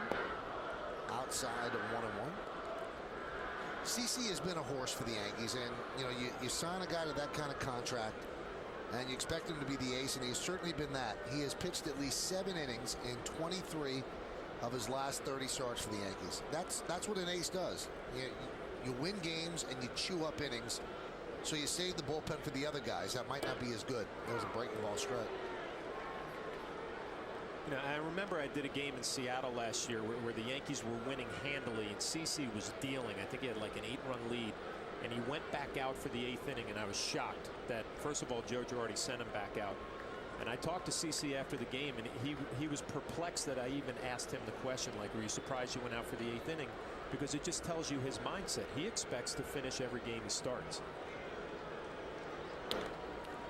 And I think that the rest of Major League Baseball is realizing how valuable a young starter is. And you're not going to see a 28-year-old ace out on the free market. You're just not. And that's why the Yankees jumped as big as they did for Sabathia, because they realized those kind of pitchers are going to be signed up by their teams. I mean, teams will make that commitment to a young guy. For him to be a free agent at 28, the Yankees had their eye on him for 2 years. 1-2.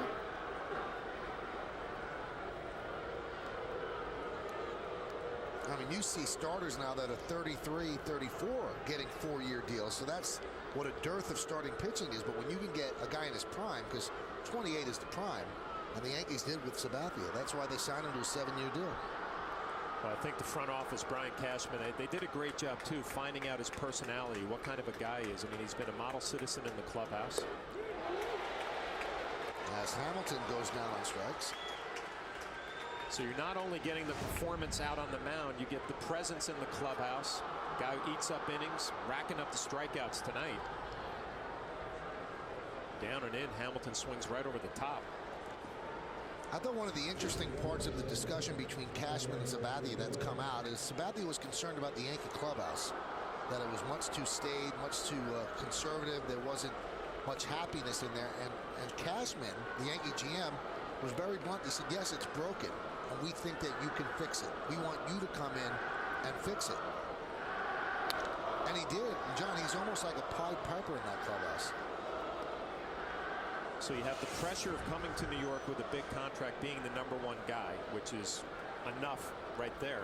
But also to come into the clubhouse and kind of get everybody on the same page. He's done it all. And everybody likes him. Every faction of the clubhouse, the kids that work in the clubhouse, the coaches, the media. He's just an agreeable sort of person. And, you know, any concern about fitting in New York, I don't think he's affected by that at all. You go out and you pitch the way he's pitched, you're going to be accepted in whatever city you pitch. Top of the 6th inning, Yankees lead 4-1 over the Rangers.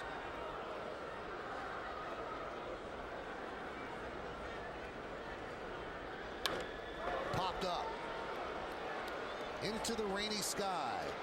Cano is there, and he makes the play for the final out of the 6th. No runs, no hits, no errors, and 1 man left. Let's go to the bottom of the 6th inning. Yankees up by 3. Business Network. Many of the crowd has gotten some cover here at the stadium. A lot of umbrellas out and rain gear and caps, but they are hanging in there, and they're watching the Yankees lead 4-1 as we go to the bottom of the 6th inning. First game of this 3-game set. People came prepared. This was in the forecast today. But it's still not a great feeling to sit there for 9 innings all wet like that. Here's Nick Swisher against C.J. Wilson. Grounded to third. Michael Young makes the play.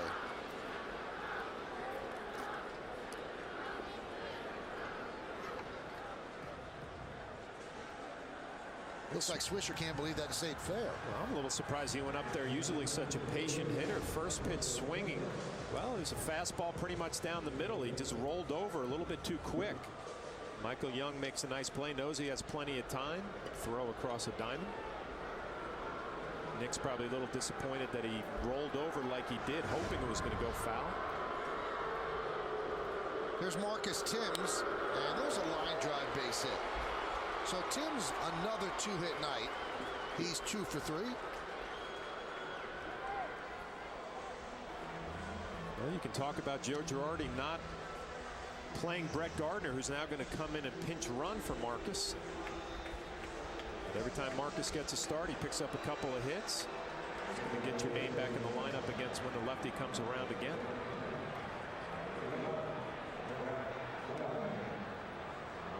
Well, the Yankees have been running a lot on Wilson, so let's see if they send Brett Gardner.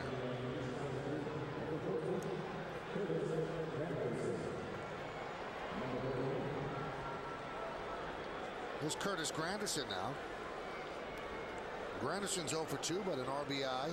His last time up on a ground ball that Chris Davis threw away, trying to get the force at second, and 2 runs scored.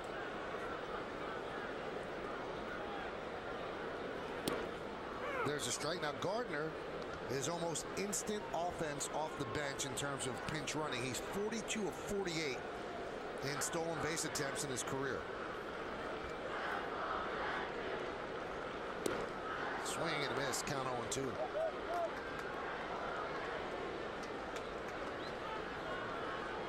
It's tough for Brett. You're on first base. You've been sitting in the dugout watching Wilson, watching his move, but until you get on base and you get that good perspective, tough to get a jump.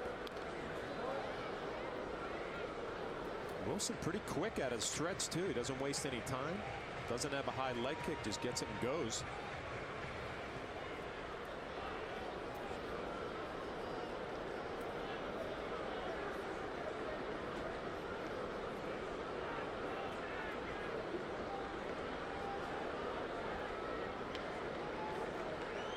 Runner goes.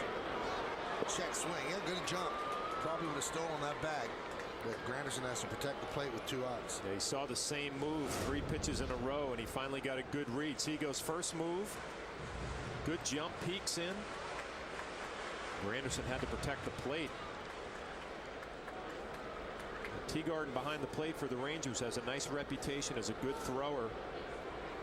Be a nice little test for him here with Brett Gardner.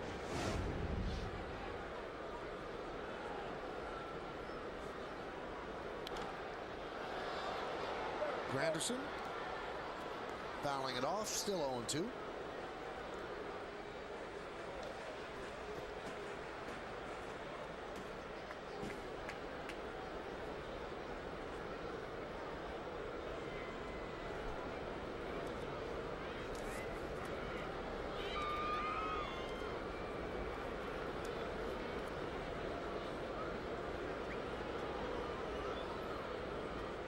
The 0-2 pitch out. Gardner was not going.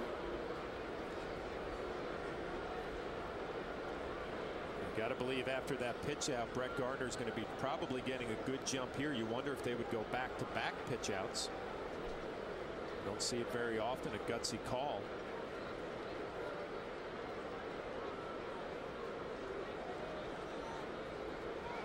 Runner goes. Another foul ball. When you had a pitch out call, either by the bench or you called it, did you feel an inordinate amount of pressure to get the guy at second? I did. I was not a big fan of the pitch outs. I actually thought I had a tougher time throwing runners out from a pitch out. And you saw the one from Wilson right there. It wasn't the greatest pitch out. He kind of yanked it across the plate. Or obviously he's supposed to be off the plate, but yanked it a little further than he wanted. I was never a big fan of pitch outs. I thought the footwork was different than what you were used to doing day in and day out.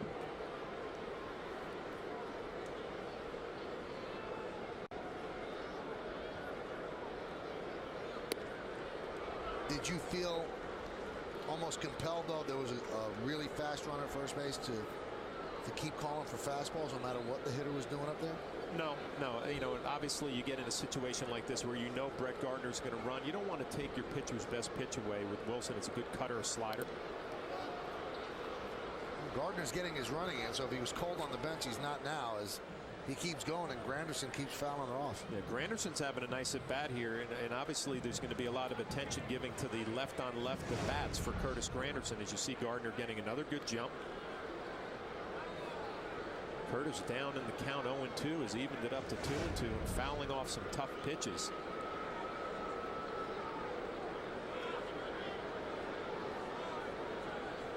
Runner goes again. Another foul ball.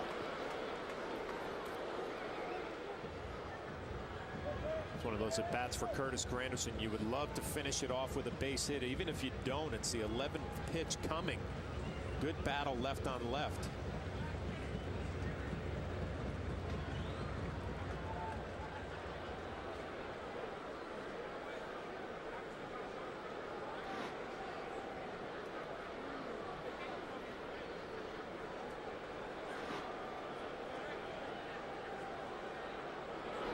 Swing and a miss. He struck him out, and that time Gardner wasn't going. So a long at bat, and Granderson ends up losing the battle. Let's take a look at tomorrow's starting pitchers, brought to you by Fios TV, Internet, and Phone. This is Beyond Cable. This is Fios. Scott Feldman, he's a good pitcher, 1-0, 2.57 against A.J. Burnett, coming off a strong start, 1-0 with a 3.75. Our coverage is going to begin at noon with the BP show on. Yes, 12:30 is our pregame. Right around 1:07 will be first pitch from Yankee Stadium in the Bronx. Here's A.J. doing his own scouting report, watching how CC attacks the Ranger hitters.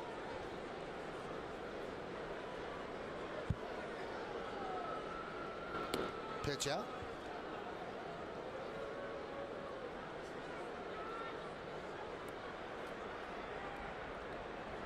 CC doing some work on his spikes in the dugout. Nice situation for Cervelli right here, ahead in the count 1-0. If Gardner's on the run, you love to put in play.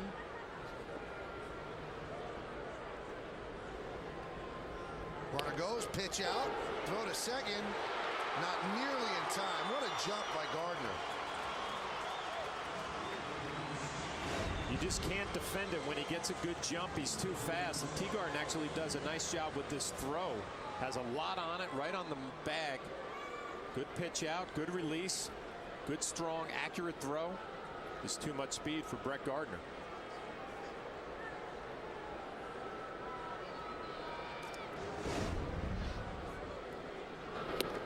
Swing and a miss. Fourth stolen base of the early season for Brett. Cervelli again in another RBI situation. Talked about it earlier. Has done a great job with runners in scoring position in his young career. Count 3-1.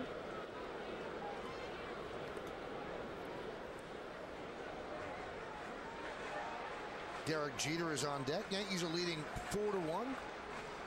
They have 5 hits against C.J. Wilson. He's thrown 103 pitches, so he's not in there that much longer. Cervelli, runners in scoring position, 367, 11 for 30.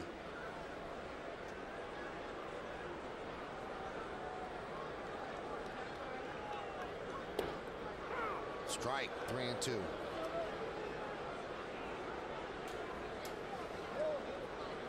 Doug Mathis still throwing. A 3-1 count. You'd think Cervelli would be a little bit more aggressive, but again, a little cutter on the inner half. Thought it was off the plate. Tim Timmons, the home plate umpire, did not agree. Grounded in the hole, backhanded by Andrus. The long throw, not in time. Cervelli beat it out.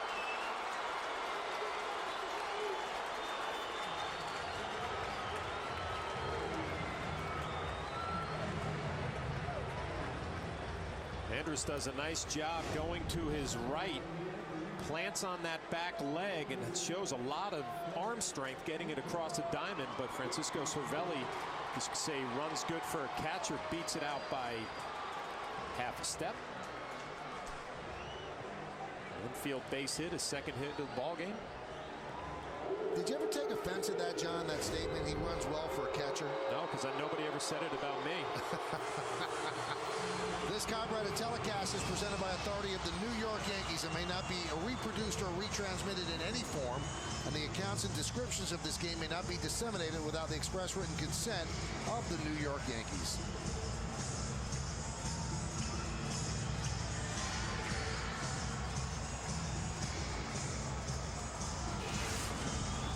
So first and third for the Yankees, and here is Derek Jeter. Well, Nolan Ryan said push him, push the starters, don't look at pitch count that much, so they're keeping him in at 105. Jeter is 1 for 3. And he skips rope to get out of the way. Well, 106 pitches, and you keep Wilson in to face Derek Jeter. You have Nick Johnson, the lefty, on deck. I'm sure that plays into the decision for Ron Washington. But you're right, Michael. They changed the philosophy last year. Push the starters, make them go deep into ball games. Worked out last year and has worked out early this season for the starting staff. Grounded off the glove of Wilson. Everybody is safe. Scoring is Gardner. Yankees lead 5-1. That'll be an infield hit for Jeter and an RBI.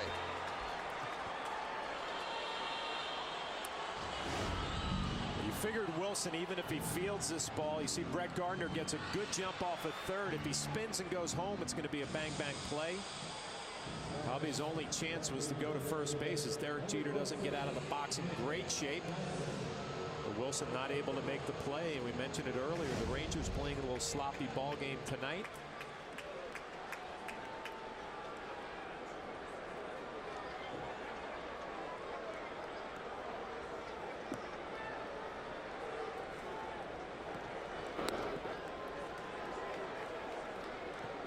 Nick Johnson takes a pitch high. Rain continuing to fall. A little harder than previously. And now they're going to have the grounds crew come out and deal with the mound. You can see Tim Timmons was asking Wilson about his footing out on the mound. Instead, it was a little shaky.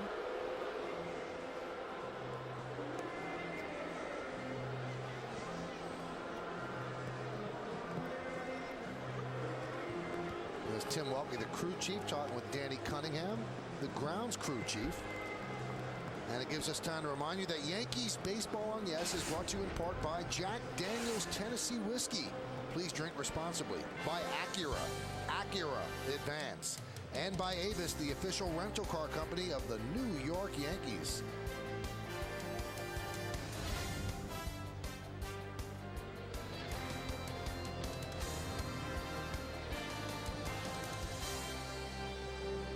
Now, we've been mentioning how sloppy the Rangers have been playing, and yesterday, well, the reason they lost this game, John, is because of all those errors against the Indians. Yeah, routine play from Michael Young, short hop, Davis can't come up with it, and then a double play that you thought would have been turned. They don't even get an out. And then tonight, Michael Young again, another long throw. Davis can't come up with it. To his left, can't come up with it, and Davis here, the throw from his knees hits Nick Swisher in the back. And then finally, Wilson. You're probably not going to get the out at home, but you want to at least get one out on that play. He doesn't come up with it. Got to be frustrating for that manager there, Ron Washington, who has a great reputation as being a great infield instructor. Can't be too happy with what he's seen lately. Now, Ron Washington had a little bit of a rough spring training. When it came out that last year, he had failed a drug test that is given out to managers and coaches, and at the time when he took the test, he had known that he had done cocaine previously and that it was probably going to be positive, and he told the Rangers, I'm probably going to fail this test, and he did indeed fail it. And Nolan Ryan and John Daniels, the Rangers young GM, decided to keep him. And then it came out this spring, a Sports Illustrated story broke the news that it had in fact happened, that he failed the test. And a lot of people questioned, why would the Rangers keep a leader who made that mistake? But they said, hey, we believe in second chances, and they've given that to Ron Washington. And his players have stood behind him, especially Josh Hamilton, who has certainly gone through that. And if he didn't get a second chance, he wouldn't be here. So his players have rallied around him. The players in the clubhouse love Ron Washington and love playing for him. I'm sure that had something to do with it. And also 87 wins last year, Michael, that would have something to do with it. But you would think he would probably be one of those managers on the hot seat if they got off to a slow start. I mean, they're 5-4 coming into this ball game. They've gotten off to a decent start.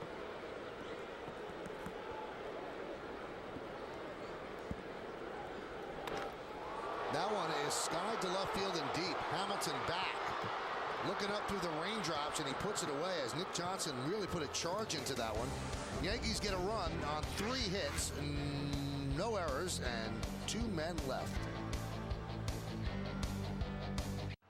Yankees Baseball on Yes is brought to you in part by J&R Music and Computer World, and by Ford, the official truck of the New York Yankees. Well, John, the weathermen did not lie today. They said there was going to be rain, and it was going to be really heavy at about 9 o'clock. So right now the time on the clock is 9:08, and the rain has come right on schedule. And this is supposed to last a while, so we hope that we'll get the remainder of this game, but this might be it. That's why it was so important to get those outs in at the top of the 5th inning. Yeah, and right away, the first thing you think of is CC Sabathia, and a long rain delay. You would not expect Joe Girardi and Dave Island to send him back out there. We'll see how it all plays out. But the meteorologists were right on this one. And there's supposed to be some rain in the forecast tomorrow as well. And, you know, the Rangers are not a team that comes in 3 times. So the bottom line is you want to get these games in.